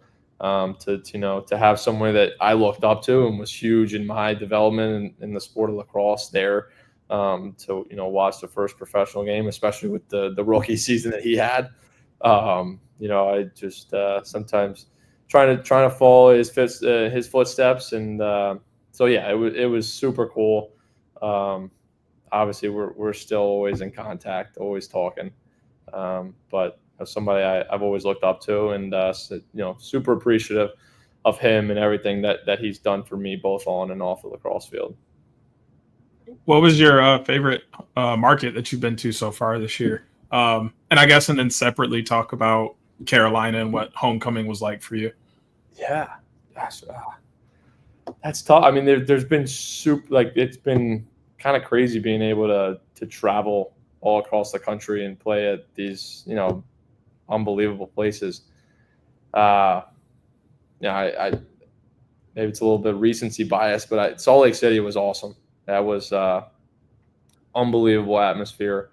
Having mountains in the background of a lacrosse game, and just like it's like everywhere it was a 360 view. Everywhere you looked was just like wow. Like if I wasn't playing a lacrosse, like I get distracted a little bit during a lacrosse games. I'm looking around to see the views, but and obviously the way that the game ended for a win like us that we got there, obviously probably adds a little bit to it. But homecoming in Carolina was awesome too. That was my first time in Charlotte, and it's an awesome city, great cities, great fans. You got a great support system with the Red Legion. Those guys are if they're not at the game, they're very active on social media, with watching the games and following along and supporting us. So we're very lucky to have a fan base that is so invested in the sport of lacrosse, and not just the sport of lacrosse, but the Carolina Chaos. And we're always obviously looking to grow the game and grow it in places that it might not be super popular in. And obviously, Carolina is one of those places that we're just it's definitely growing, and we're trying to grow it as much as possible in the U.S. But I think that the fans definitely showed out there in Charlotte, and super appreciative of that. And it was cool to play in front of a home crowd. So looking forward to playing in Charlotte again sometime next year, and hopefully we get the Red Legion. Hopefully that fan base is growing. Get some more people out there next year. What's your favorite jersey of the year? Yeah, the throwbacks. The throwbacks were sweet. I thought those were cool, man. The wearing a mesh jersey is pretty awesome. I thought I don't know who designed them, but I think they did an excellent job. Maybe it's a little bit biased too with me, being on the Chaos, but I think our jerseys were the best by far there. So whoever designed it did a good job. So, and we were lucky enough that we got to keep that one. So pretty cool to get to keep that jersey. I'm always fascinated with the Carolina Cast. We have a ton of your teammates are friends of the show, and it's always someone different every time we talk to them. Who's the one guy in the locker room that you kind of wouldn't expect it, but he's like the personality that kind of flies under the radar. Everyone sees Blaze, Jared, Troy, Jack. Who's kind of the guy that under the radar is kind of the life of the party in that locker room? Yeah, I'd say. I mean, obviously the obvious one is Cowder. Is Austin is Cout. So that's probably the obvious personality. Gosh, that's tough. I'd probably go Beats. Roland Beatties has been he's been a character. It's he's got a thick Canadian accent. So it's always funny to hear him speak. But I mean, I could name probably every single guy on there adds a certain value in that locker room, and some are more vocal than others. But like there's been a time where I'm dying laughing before a game at everyone. I mean, everybody's always doing something that's like, if it's not Cowder, it's somebody else. Normally it is Cowder. He's who I'm laughing at, but I mean that the locker room's full of characters. But it is funny, Beats' accent when he gets going sometimes, and it gets thick. It's pretty funny. He's a funny guy. Roy Colsey, I feel like, is one of the nicest humans, but also someone who draws a lot out of his players and wants the most from them and for them. What's it like been playing for him and his coaching style? And he always brings up, this Chaos team, like you're playing within his system and this coaching staff system. How do you feel like that system fits your game really well? Yeah, I think it's, it takes a little bit to get used to, you go 4 years and you're playing in a system, in college, and then you're, trying to switch to a new system in a week. And so, with that, it takes a little bit, and all the guys too. I mean, he's a first year coach, so even the guys that were on the team and guys that have been playing in the PLL, it took a little bit. But that's with every system. That's just how sports work. When you're doing something new, it takes a little bit to get used to. But I mean, he's a great coach. You hit it on the head too. He's an unbelievable person. He's a great guy, but he's a great coach, and he gets the best out of his players. He never was trying to really restrict us from playing. There are sets and there's structure, but it doesn't take away from the creativity. I mean, you watch this past weekend. There's guys are throwing behind the backs, and the ball movement was the best it's ever been this past week, and it's a big. It goes back to trusting and believing in Coach Colsey's offense and Coach McCready's as well. Coach McCready has taken a little bit of step up in the offense the past couple of weeks, but both of them, regardless of we win or we lose, and it's our worst game or if it's our best game, they've stayed consistent in their trust and belief in us throughout the year, and they know the roster that we have, and they know that the talent is there. It's not a problem with the guys that we have in the locker room. It was just an issue of having the time to be able to explore that talent and kind of mesh together as a unit. And we finally were able to show that to the best of our abilities last week. And I know that they're itching to get back on the field. All those guys are super competitive and don't like to lose.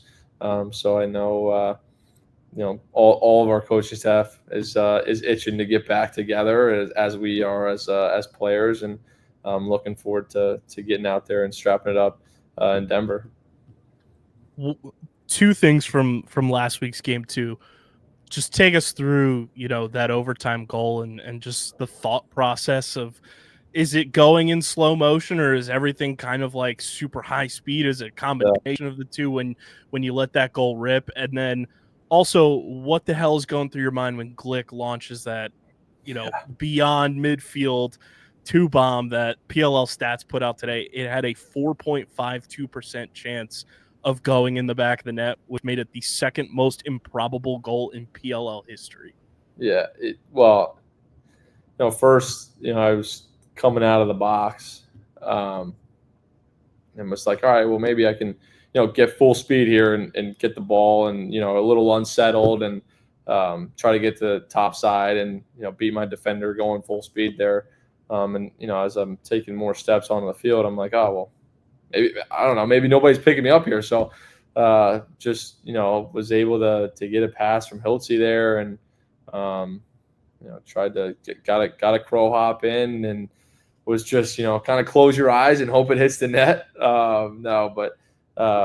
Just, trying to put a shot on cage that, give it a chance to go in. Was fortunate enough that, it was able to go in. But I think it's, our defense got a huge stop there in overtime. It's a credit to them. Blaze made, big time saves, some big defense there from our guys. And then obviously Jared with the clear and, gets it down to Hiltzy, and for Hiltzy to have the vision to, kind of send a cross field pass there on the money and, with on good timing. It was those guys that made the play. I was just, fortunate to be the one that finished it, but, really it was our defense that made the stop before that. And then Hiltzy with the pass. And then, Glick's shot, I remember walking back and I think I was talking to Bees and I was like, that's got to be the longest shot in PLL history. That's gone in. Just like crazy. I mean, just once in a lifetime, like it just nuts that it happens. But there's not a better guy that it could have happened to. I'm glad it was Glick that was able to score that two bomb.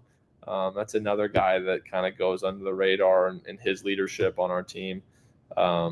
He's second to none when it comes to taking care of business and how he prepares. Nobody prepares like Glick. He is a professional in everything that he does. So to see him be able to score a goal like that, like it's pretty cool to be able to reap the rewards a little bit of the effort and the preparation and the work that he's put into our team. So that was pretty cool. Pretty cool.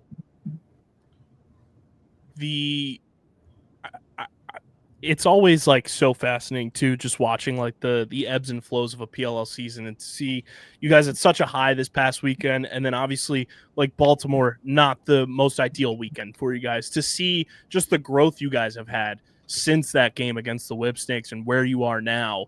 How fascinating has that been as a rookie for you to kind of just see the ebbs and flows of what a PLL season can look like, where at that point in Baltimore, you guys feel like you're at your lowest point and now you're back at 500, very much in a playoff position.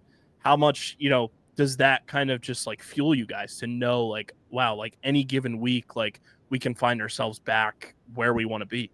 I think that's what's so fascinating about the sport and so fascinating about this league is that, it really is any given day. There is no, sometimes you see in the NFL, it's like, some teams that are, the Chiefs are going to go beat up on, the bottom of the league guys. Like, it's just kind of given, that's going to happen. But like, in the PLL, there is no, it's any given day. You just don't know. It's such a talented league, top to bottom. There's no bad teams. There's no team that you look at the roster and you're like, wow, like this team's not very good. It's like, wow, no, this team's actually very good. Some teams are just clicking a little bit more, and that's fortunate for us that we've found a little bit of a groove here in these past couple of weeks, and it's not by chance. It's not luck that we're starting to click. The guys in our locker room and coaching staff and GM have put the work in to get to this point. So it's not by chance that we're just starting to click now. But it is pretty cool to see though, like the ebbs and flows of the season. To get that first win that we had to where we are now, and go through that little bit of a rough patch with, the California game and then the Whip Snakes game, and then to be, where we are in the position that we are now. Like we can write our story here at the end of the year, and the ball is in our court, and that's where as a team, like what else could we ask for? We can write our history, and so. Just fortunate to be able to be in this spot, but it's not by chance. It's come from an unbelievable veteran group that we have, leadership from those guys, and trust in the young guys that we were going to figure it out. Didn't know when it was going to happen, but we were going to figure it out, and when we did, obviously you can see on the field, like when we're playing our best lacrosse, like it's a scary team to go against. So we're looking to carry that in towards the end of the season, and hopefully we finish out on top. Who is your favorite pro? Every pro's got a favorite pro. Who's your favorite player in the league? Yeah, I mean there's got to be. I mean, on our team, for many different reasons, there's got to be different guys. Like when I talk about like preparation and just being a professional, like I think of Glick. When I think about locker room guy and just some dude who loves the sport of lacrosse and loves being around the fellas, like I think of Cowder, I think of Blazer. I think of Jared Newman. I think of like. Not many people know, like Jack Rowlett was very sick this past week. Was running on fumes. Like to watch that, like be in the same locker room as a guy who's like, I mean, he could barely stand up. He's so sick, and he's going out and he's guarding one of the best players in the game. And like to be in a locker room with that, like how he's one of my favorite players. He's one of my favorite players. So it's like, you go through the entire locker room. Like I could just look at all those guys, and it's hard to pick one because they all bring such a different value to our team, but they all are equal. So yeah, I mean I've said it and I'll say it again. It's just super blessed to be in a locker room with all those guys and all that they bring to our team. Is there a guy outside of Chaos you like watching in the league? I'd say recency, but Jack Hanna is like awesome to watch. Just a super talented guy. It's like every time he touches the ball, it's kind of like, all right, what's he gonna do here? So yeah, he's fun to watch. Unbelievable player. But there's probably a ton of guys that are super cool to watch. I remember I grew up. I was like Mac O'Keefe's shot, watching him at Penn State. Was fascinated by his release and all that. So it's sometimes you got to pinch yourself when you're on the field there, as you're like, I grew up watching these guys play, and now you're on the same field. But it's a talented league, and there's guys that are making plays all over the place. So it's been fun to see. It's I think I don't know, it could be a little more of an obstacle for you, but has 2028 with the Olympics crossed your mind at all of potentially playing for Team USA in LA? Yeah, so it definitely has crossed my mind a little bit about doing that. I don't know kind of right now what that looks like. It's a little bit down the road, and it's a little bit also hard to tell with the military service and the commitment that's there, what that's going to look like. But obviously, if the opportunity presents itself and I'm able to do it, then that would be probably one of the coolest things that I'll ever do in my life if I was able to do that. So yeah, I mean, I haven't thought about it a ton, but if that opportunity presents itself, and and I'm able to be on that team and make that team, earn a spot on that team, yeah, I mean, that would be pretty incredible. So regardless, though, I'll be obviously supporting those guys in the Olympics and rooting them on. So regardless if I'm on the team or not, you'll know that I'll be rooting for the USA.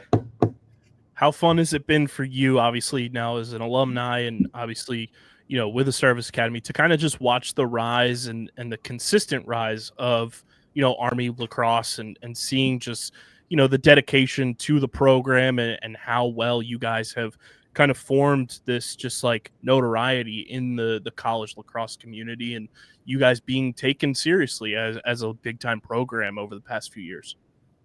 Yeah, I'm a little bit biased here, but I really don't think there's a better program in the country. I don't think there's a better coaching staff in the country. I don't think there's a better academic institution. And then, the lacrosse program in past, years, it speaks for itself. Coach A has just built a culture here that is second to none. It's truly a family when you join the Army lacrosse program. And I know that word probably is thrown around in a lot of different programs. And they talk about culture and they talk about family, and and that's important. But here we live it. That is at the forefront of our team is family. That's at the forefront of our culture. And I think Coach A always says it, but it shows up on Saturdays. I think that our culture is kind of what sets us apart. We're not getting the 5-star, top 100 recruits. Like that's not who we've gotten. We're starting to get, we're bringing in some really good players, to play here. But Army's history hasn't been pulling in, the number one ranked guys in the country. But we got a coaching staff who develops players like no other. And is invested in every single guy in the locker room, and that's on and off the field. Coach A always talks about he's not just coaching lacrosse, but he's developing men of character. It's so much more than just lacrosse, and that pays off on the lacrosse field, because when you got a coach that's invested in you as a person, more than he is invested in you as a player, like the rest will follow. Like the lacrosse will follow when it comes to that. And so, I am beyond blessed to have been given the opportunity to come play here. To play for this institution, to play for, the United States military and the Army, to play for Coach A and our coaching staff here, and to play at a program that has such a rich history and an alumni network like no other. It was the greatest 4 years of my life, and it is something. And I've made over 100 brothers now that, I will cherish those relationships for the rest of my life. But, we're only looking to grow here at West Point. This program is just scratching the surface of what it's going to accomplish. And, I'm super pumped to see where this team, this next year, what they can do. And in the years, in the future, this program is going to be going through the roof here. So it's a good time to be an Army lacrosse fan, that's for sure. But like I said, there's no better program than the Army lacrosse team. My parting question is always the same. Yeah. If it was up to you, where would the next 1 or 2 expansion teams be going for the PLL? Yeah, it's a good question. For me, I would probably I'd get down in Texas. I would say let's get a team in Dallas.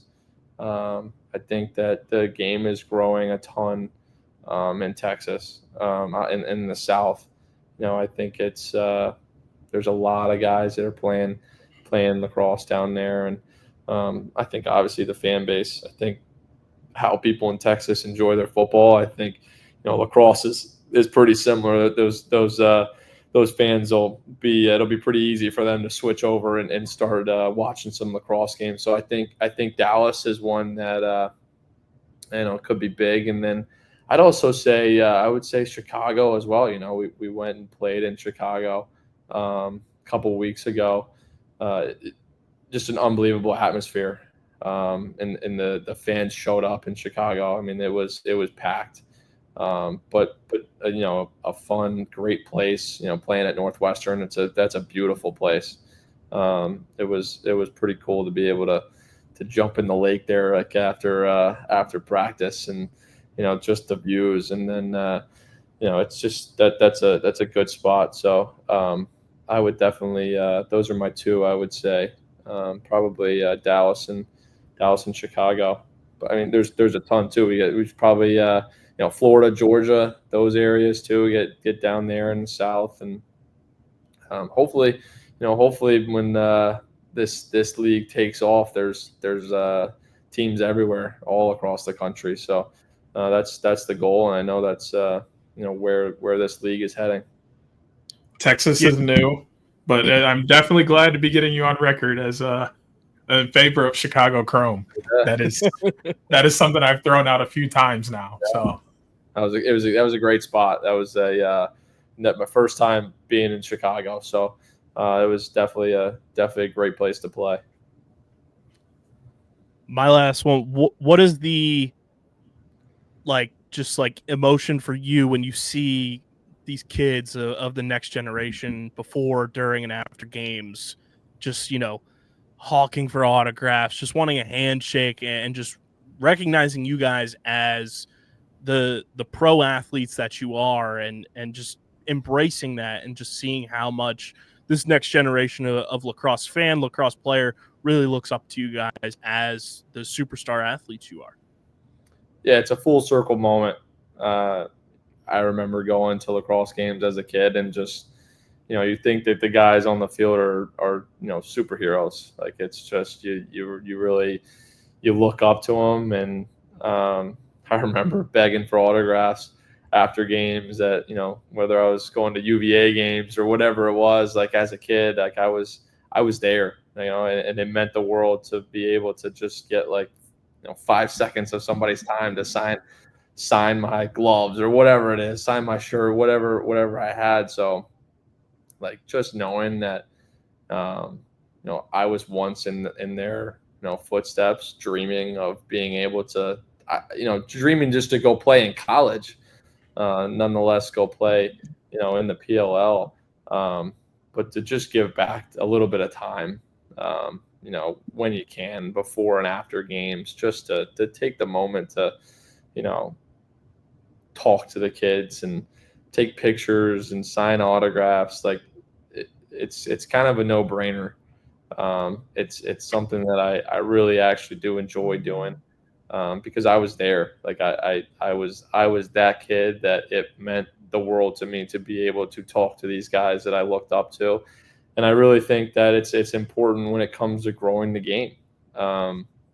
It's lacrosse is still a sport that we're trying to, grow every day. And that starts with getting into the youth. And so, just leaving a good and a strong impact on these younger kids that are, getting into the sport just by, a moment with them, a conversation or taking a picture or signing an autograph. Like it's something super small that doesn't take much effort and doesn't take much time, but it leaves a lasting impact on them. And so to me, it's important, and I appreciate how I appreciate the importance that the PLL puts on it, and that they are always, wanting us to do that, and wanting us to reach out to the fans and engage with the fans. And so to have a league that supports you in doing that, it makes it a lot easier, and it's exciting to see where the PLL and the sport of lacrosse, where it goes and the future of it, and hoping that it grows to do some amazing things. So definitely excited to see where that goes. I also have one last one that popped in my head as you were so eloquently breaking that down. How surreal is it going to be when the 2025 PLL trading cards come out and you have a rookie card in that set? Yeah, that's another full circle moment. I mean, it's one of those things from putting a professional jersey on to getting a trading card. I remember growing up as a kid, like I loved sports, so I had whoever, it didn't matter what sport it was or what card it was. Like it was awesome opening up a fresh pack and like going through them, and it was like, oh, who'd I get? And so to maybe open up a pack and it's like, oh, well, yeah, that's you, is one of those full circle moments. So pretty cool that the PLL does that, is doing that. And yeah, I mean, that'll be something I'm sure my mom will want to have. She'll be all over it. So yeah, that'll be pretty cool.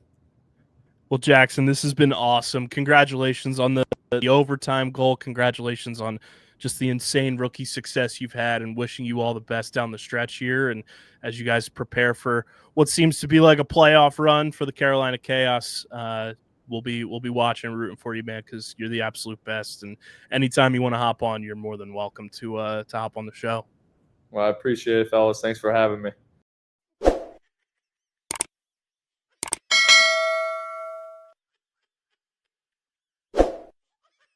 Big shout out to the lieutenant. And we asked if it was kosher to be able to nickname him that, which we had been running with, and he said go for it. So we got the A-OK to call Jackson Eicher the lieutenant as his nickname. Shout out to Jackson for hopping on the show. Jackson's interview is brought to you by our awesome merch partners at PHI Apparel Company. Guys, there's no better way to stand out in the crowd at a PLL game, whether you're shooting in the backyard with your friends, just kicking it wherever you may be, with OTB official merch from our friends at PHI Apparel Company. Stand out in the crowd. Go get your official OTB merch at phiapparel.co. And when you go to checkout, use code UNDERGROUND to get 10% off your next merch order. Again, that's code UNDERGROUND at phiapparel.co and get 10% off your next merch order with that code UNDERGROUND. And stand out in the crowd with the official merch partner of the Outside the Box podcast, Underground Sports Philadelphia, and allegedly soon to be repped by Jackson Eicher. Deej, we have another weekend here on deck for us, and it's going to be a doozy out in Denver. Hoots on the ground for us. PLL After Dark that may or may not just kill me once again, because kids, PLL After Dark is not for the weak. And guess what? My body at my old age is telling me, son, you're weak as hell. We've got some awesome matchups. It's the Carolina Chaos and Denver Outlaws kicking things off at 8 p.m. Eastern on ESPN+. And then the Philadelphia Water Dogs go toe-to-toe with their Eastern Conference rival Boston Cannons at 10:30 p.m. on ESPN+.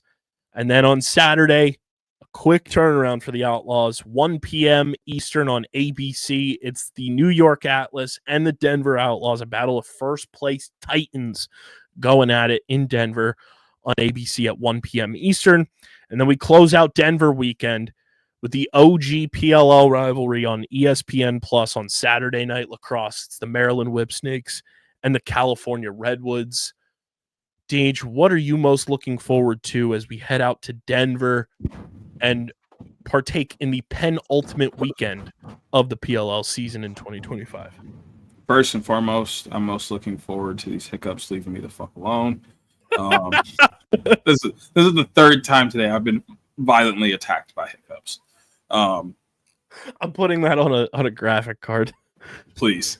Violently attacked by hiccups. Questionable. Dude. We're gonna put an injury report card out for you for the weekend. and when questionable hiccups. And when people listen to the pod, they will understand 100%. Like, I muted myself because like you were talking, I just kept going and I'm like, oh my God. Click.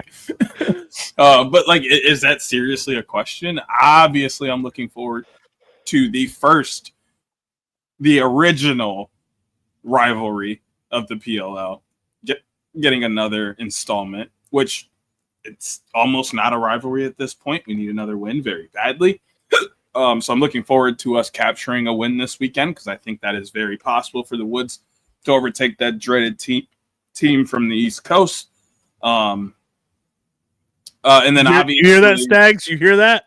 You hear that, Stags? Hey, Stags knows it's all love. It is a love-hate. It is a love-hate rivalry. Like, I love them, love playing them, but damn, do I hate them. That's just how it is. And it goes beyond the Whipsnakes. I'm a Michigan fan, and we just hate the state of Maryland. Outside of crabs. Jimmy Seafood, you know where the love is.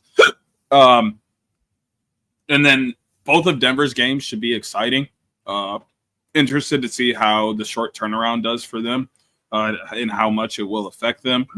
And then if, Brett Makar being out has any effect on the Atlas. And then the thing I like is pretty much every game outside of that Atlas-Denver game has playoff implications for the Woods. So I'll be looking closely to see kind of how the playoff picture is going to play out for the Woods. I'm doing a little research here because I'm trying to see how many unique locations the Whipsnakes Redwoods rivalry has occurred in. And obviously it happened in Utah for the bubble. But in 2019, there were 3 different locations: Atlanta, Ontario, and Philadelphia for the championship. In 2021, it was, let's see here. Somewhere in Salt Lake City. Minnesota. Minnesota! And it was also Salt Lake City, quarterfinals, playoffs. They also played in Albany. Oh, okay. So 6 different places right now. And then, yeah, quarterfinals in Salt Lake. Although that was Rio Tinto Stadium.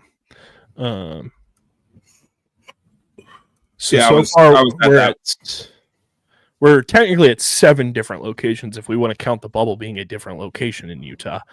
Yes. Then in 2022, we had Whips and Redwoods in Baltimore. We also had them in... This is phenomenal podcasting, but I'm so intrigued by what this overall number is that I need to find it out. So I apologize to all the listeners, but we're going to figure this out together, okay? They can listen to my hiccups in the meantime. So Whips and Redwoods only played each other one time in 2022.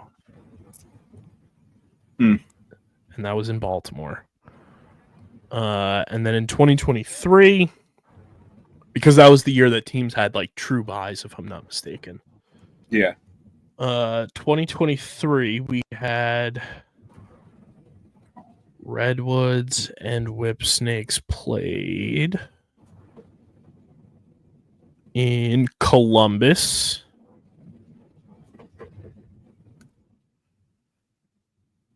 And they also played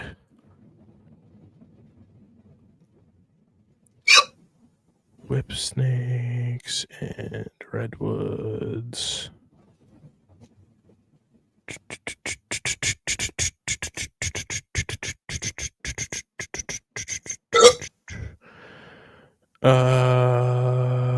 So that was also the only time in 2023.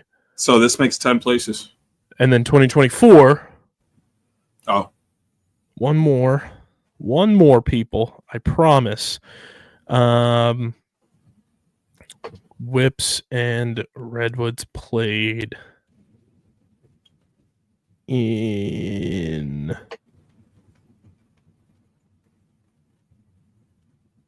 it was one of the homecoming weekends, if I'm not mistaken.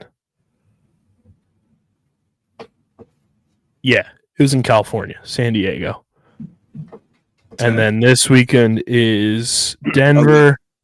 So 1, 2, 3, 4, 5, 11. 6, 7, 8, 9, 10, 11 locations for the original rivalry. That's kind of crazy. I don't know if there's others for rivalries like that, but that's pretty impressive that this rivalry has spanned coast to coast and gone international one time. Insane. That's wild. The one time they went international, they played. But yeah, I mean, we've got some incredible matchups. I mean, when you have a rivalry game like Philly and Boston for PLL After Dark on the West Coast, it's just incredible. You have the OG rivalry this weekend.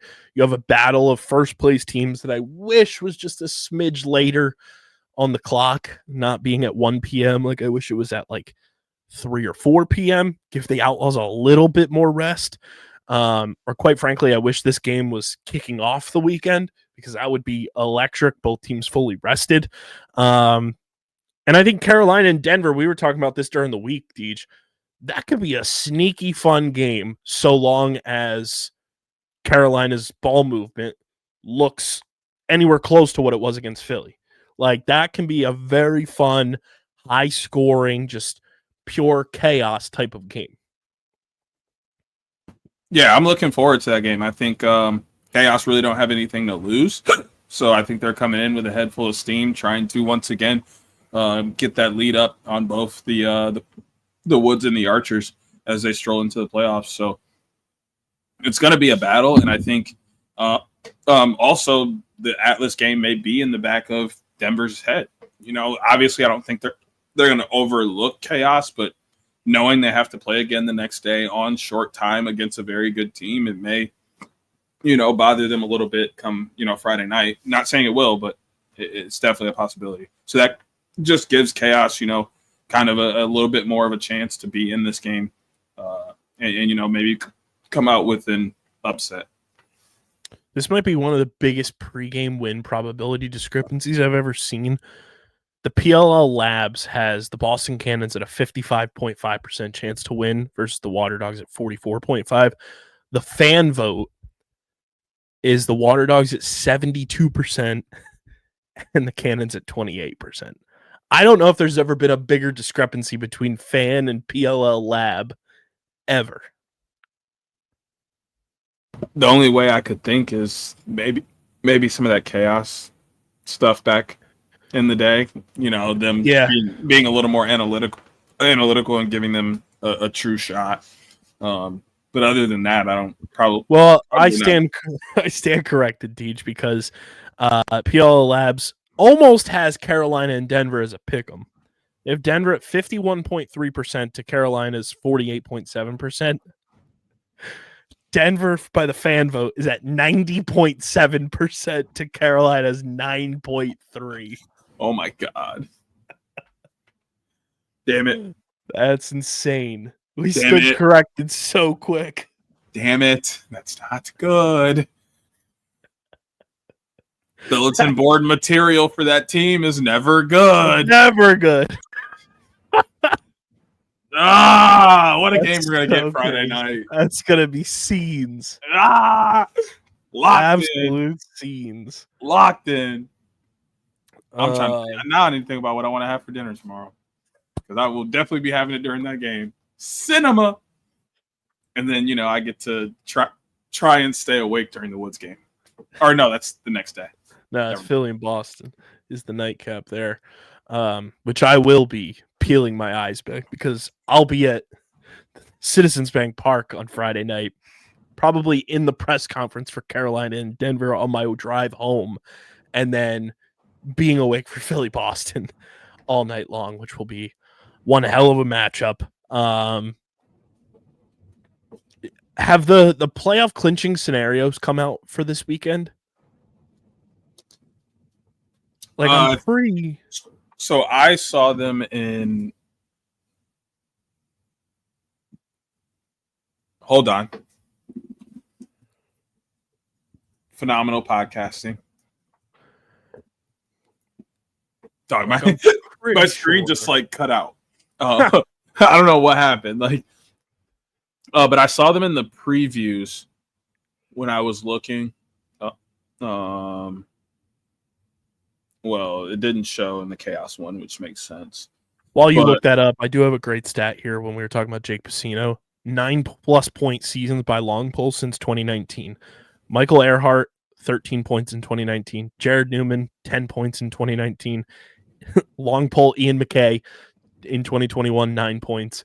CJ Costabile, 9 points in 2022. Jake Piscino, 9 points in 2025. That's the list. So I don't think other ones have come out yet because I don't think anybody else can clinch this week. But in the summary for Water Dogs Cannons, it says after the New York Atlas clinched the playoffs last weekend, there are 2 spots left in the East for these clubs and the Maryland Whipsnakes to battle for. If Philly beats Boston, Bill Tierney's team will clinch his ticket to the postseason. If Boston comes out on top, the Cannons will have an 80.4% chance to make the playoffs entering the final weekend of the regular season. Jeez. Checking the Woods. That's crazy. Yeah, I guess that makes sense that the Water Dogs are really the only team that can clinch this weekend. Yeah. Everybody else will still have to play next week in order to have a clinching scenario. Yeah. Simply because the Archers are idle this week too in the West, and the score differentials in the 3 teams outside of the Outlaws are so crazy that it could be just a whole mishmash of stuff. But oh yeah, this is we were talking before too. For the Water Dogs, this is a can't lose game. It's not a must win because you can still get into the playoffs next week in Boston, but you don't want your playoff fate to be in the hands of beating the New York Atlas in the final week of the season. This is a can't lose game against the Boston Cannons. Sweep them, kind of have that in your tool belt for 2025 and be like, yeah, we swept our biggest rival. That's a huge deal in any sport. And it's just a little poetic to have Bill Tierney clinch his first postseason ticket as a PLL head coach back at Denver. It's not a must win, but it's a can't lose. Okay? You can't lose this game if you're the Water Dogs. That's my biggest yeah, I 100% agree. Having the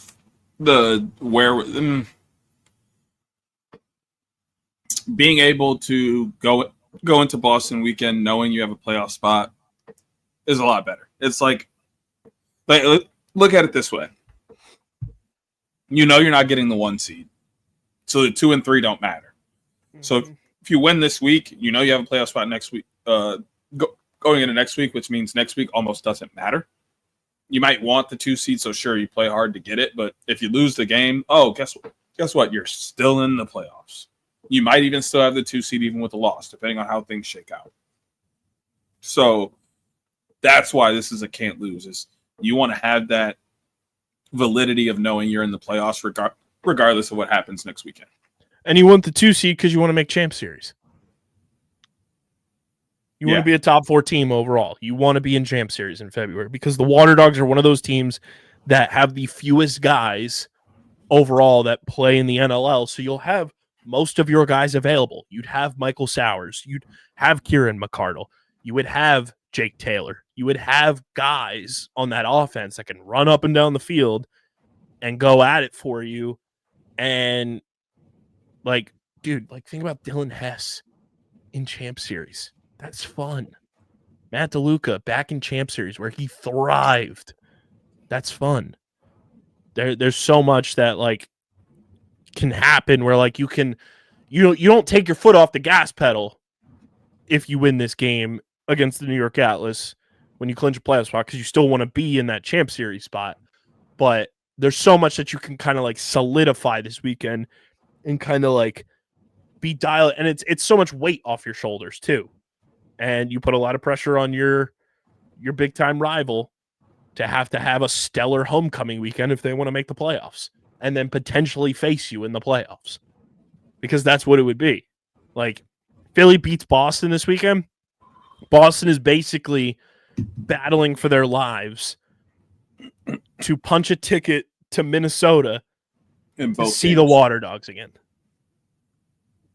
And they got to do it in both games. They're going to have to win both games in order to punch that ticket. That's a lot for them, to have on their shoulders going into next weekend. So this weekend's huge for everybody that is not Atlas in Denver.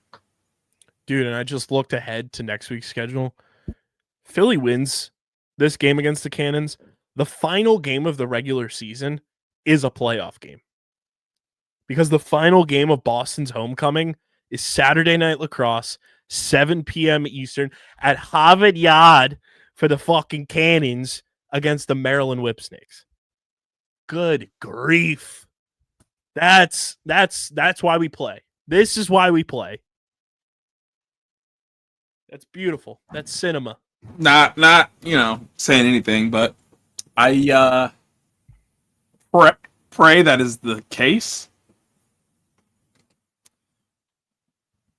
I don't. I'm sorry, I don't. Ideally, I would like the Cannons to win this weekend. The Woods can beat the Cannons, and then that still plays out for them to be battling for that spot. And then the Whipsnakes whisk the playoffs by 1 game, like I said they would. That would be oh my days. Oh my days. That's one of my favorite sayings, by the way. Saying "oh my days," it just puts an extra emphasis on what you're trying to exclaim. Yes.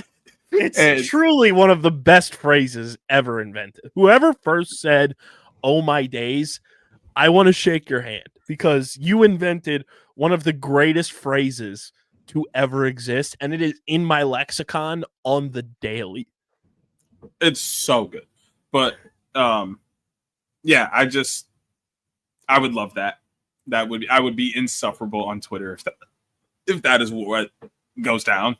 Just tweeting about it non-stop. Stags will block you on Twitter. It's all part of the game, my guy.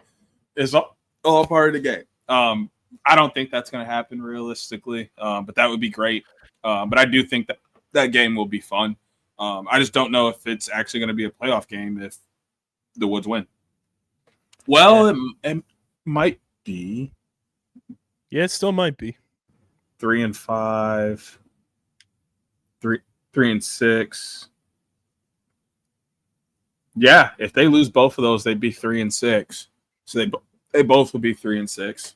Mm-hmm. Saying the Woods win this weekend, and they would be playing for it regardless. So, you know what? Go Dogs, go Woods, 2 times, and we get chaos at the end of the year. He's out here like Wyclef Jean, 2-time. You hear me? Oh my God, we are the funniest podcast to ever exist. I don't want to hear no debates by far.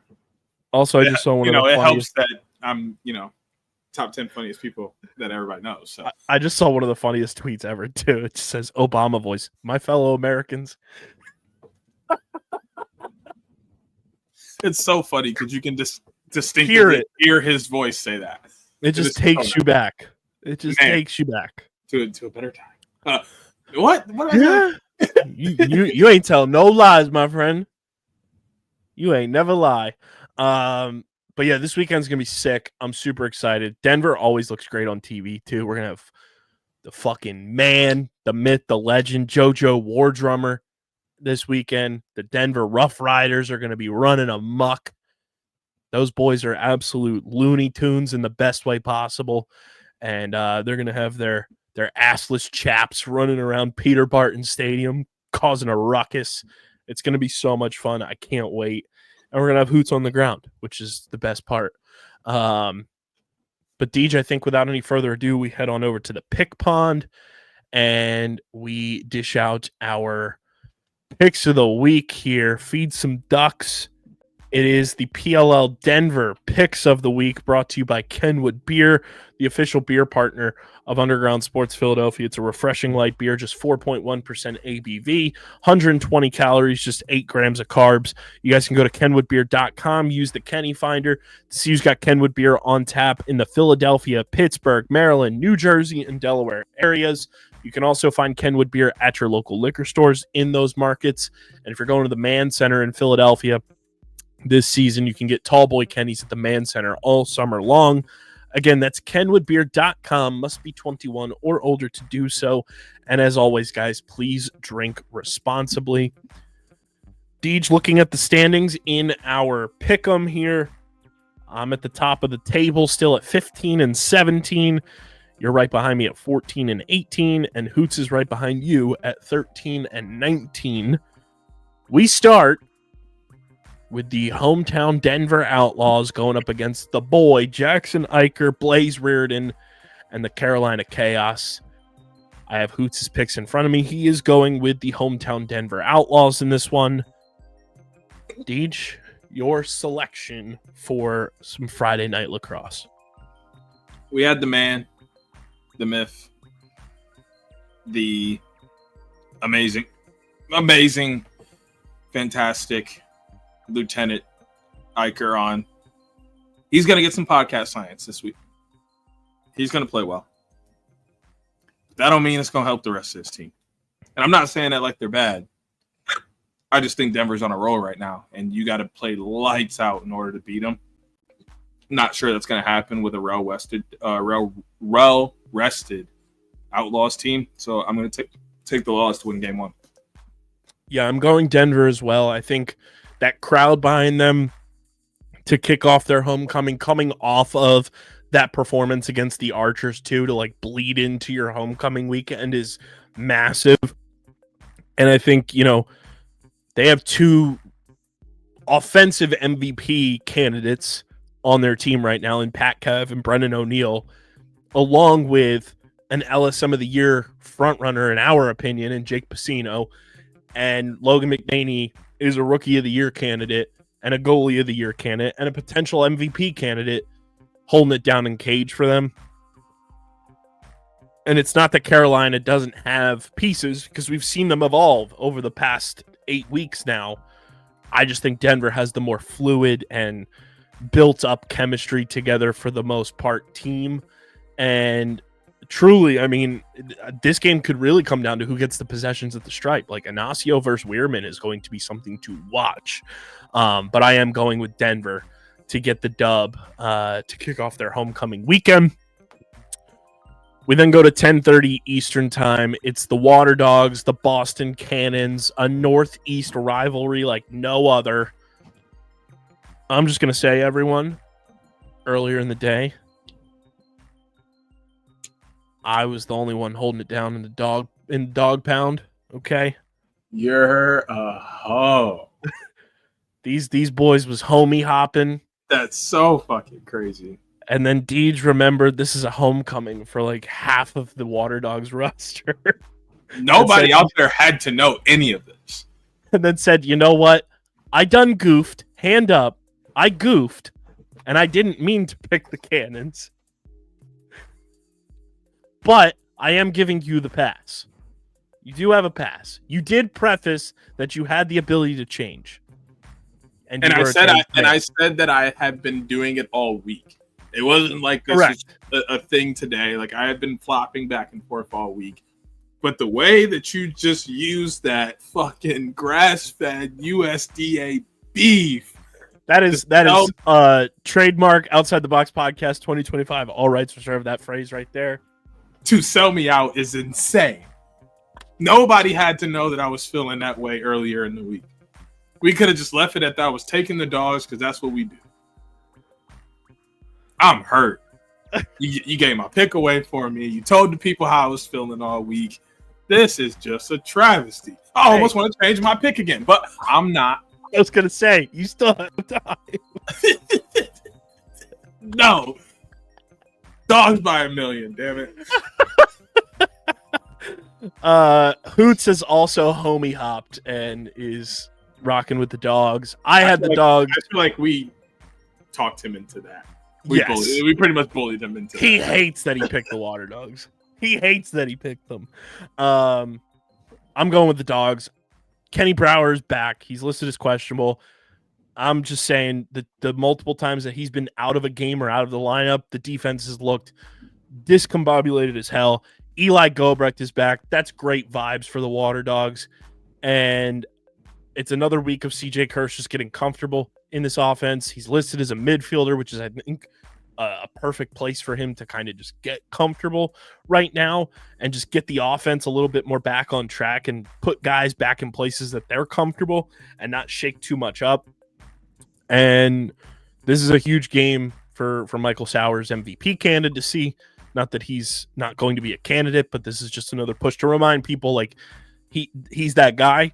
And I'm going with the dogs, like playoff spots on the line. Like what better to go out and have incentive to go and win than to know that you win, you clinch a playoff spot against your conference rival. So I'm going with the Water Dogs to get the dub.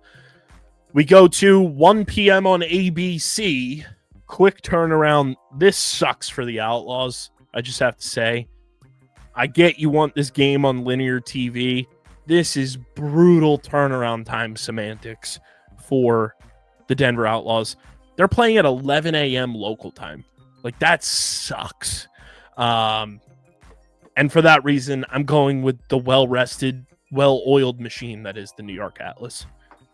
Yeah, I think that's the reason that we're all taking Atlas. I was a little surprised to see, Hoots take Atlas when he did, but then, I was thinking about it and all of the factors that run into this game. I think we're all kind of looking at that quick turnaround and going, this is going to be tough. I mean, you can even look back at the Whipsnakes earlier this year in Maryland when they were playing in Baltimore. Like, they had a quick turnaround. It wasn't quite as short as what we're getting with Denver, but it affected them kind of to the same tune. That was more for weather. They were trying to get those games done and get people in and out of there before the weather hit. But this is just more of a flex because we won a good game at a good spot. But it's like you might not get a good game because you flex this. So that's kind of something else I forgot to mention earlier about looking to watch is, will the flex of this game turn out to be a bad thing? We'll find out. But I say Atlas win because of the flex. Yeah, I'm going with the Atlas. Hoots is going with Atlas, which then brings us to Saturday Night Lacrosse on ESPN+. The OG rivalry, California Redwoods, the Maryland Whipsnakes, the interconference rivalry. Hoots is going with the Maryland Whipsnakes. Deej, we all know where you're going. Boo. That was to Hoots, not the Whips. Stags, I love you. It would be so hysterical if we ran into Stags here at the tail end of the season and he just hit you with like flats from SpongeBob. I was like, I'm gonna kick your butt. Hey, I would lose it. Especially if they make it in the playoffs. That would be so funny. But you know what's not funny? Just randomly scrolling on Twitter and seeing the final seconds of regulation plus the entire overtime from the 2019 Premier Lacrosse Championship. That's why I'm going with the Woods today. Do Whipsnakes have gills or are they a land animal? They're a land animal. So suffocate them. I was going to say pull them out the water, but that'll make the same effect. Suffocate them. Parody. I'm going with the Redwoods as well. I like what I saw from them. I think they got some good vibes going. Anthony Kelly gave Dylan Malloy some cleats that he wore in the All-Star game when he was playing in the MLL that he's going to wear this weekend, which is just all-time Coach of the Year type move. Metallic Johns. Those things are glistening. So nice. I know they were on a long losing streak, but like getting that win against Utah, I feel like gave this team some confidence and like belief in themselves that like, hey, we can do this. We can get back on track. We can be a playoff team. And this is a big test for them. They have not beaten the Maryland Whipsnakes since 2021. And I'm just saying, if you're noticing trends, the last time the California Redwoods defeated the Maryland Whipsnakes was in 2021. Matt Rambo was out with injury in that game. Fast forward to 2025, California Redwoods, Maryland Whipsnakes. Matt Rambo is not active for this game. Just noticing trends, okay? I'm just noticing some things. Maybe Matt Rambo was just the Redwoods killer all along. But I'm going with the Redwoods. I like the vibes, and I think it's going to be one hell of a fucking battle at the Stripe. And it's going to come down to the wing play, in my opinion, for these teams. Who's going to be able to get those gritty ground balls, do the dirty work, and get possessions for your offense? Because even though the Redwoods record doesn't reflect it, their offense can be fucking nuclear if you get them the ball. And I think it's going to be one hell of a game. And I think the Redwoods get the job done and they beat the Whipsnakes in a Saturday night lacrosse showdown in the OG rivalry. So to recap, I'm going Denver, Philly, New York, California. Deej is going Denver, Philly, New York, California. Hoots is going Denver, Philly, New York, Maryland. Shout out Hoots for taking the fall and making sure we don't have a horrendous week. And those are your PLL Denver picks of the week, brought to you by Kenwood Beer. Deej, what a week it's been. Make sure you guys gear up for this absolutely insane doozy of a weekend with our friends at Rita's in Sewell, New Jersey. Check out all of their delicious treats at ritasice.com. Get some water ice, some Italian ice, some gelati action, some custard action, and all of their treats for this weekend of lacrosse. Gear up with our friends at Rita's in Sewell, 288 Egg Harbor Road in Sewell, New Jersey, or go to ritasice.com and also check out all of their nutritional facts on their website as well. And shout out to Rita's for being a proud presenting partner of OTB. DJ, any final thoughts before we get on the heck up out of here? Go Woods. Roll them. Thank you to the lieutenant. We'll be looking out for you. Podcast science definitely works. Once again, big thank you to Jackson Eicher for coming on the show this week and giving us so much time during a busy schedule for him. Just an amazing sit down with him, and that will certainly not be the last time that he's on this show. I'll tell you that much. Enjoy the games this weekend. It's going to be a ton of fun. Looking forward to just absolute insane parody once again. And I think this is a big week for those end of year awards too. I'll put it on the record. This is going to be a contender versus pretender for who ends up being kind of, the front runners for some of these end of year award finalist spots. I think we see a lot from a lot of these teams here in Denver, and it's going to be an all-time weekend once again as we gear up here in the penultimate regular season weekend of the PLL. Make sure you guys are following us on the socials at OTB LaxPod across the board. Make sure you follow Hoots at Hoot Sports Media on Twitter and Instagram. Follow Deej on Twitter at SCS_NextGreat. Follow me at KBIZZL311 on Twitter. Subscribe to the pod, Apple, Spotify, wherever you get your podcasts in audio form. Subscribe to the Underground Sports Philadelphia YouTube channel, youtube.com/@Underground Sports Philadelphia. Leave a like on the video, drop a comment in the comment section, click that bell icon so you know whenever new videos go live, and subscribe to the OTB YouTube channel, youtube.com/@OTBLaxPod. We are 42 subscribers away from a hundo, which means you get the OTB College Show with Dejan Hoots next college season.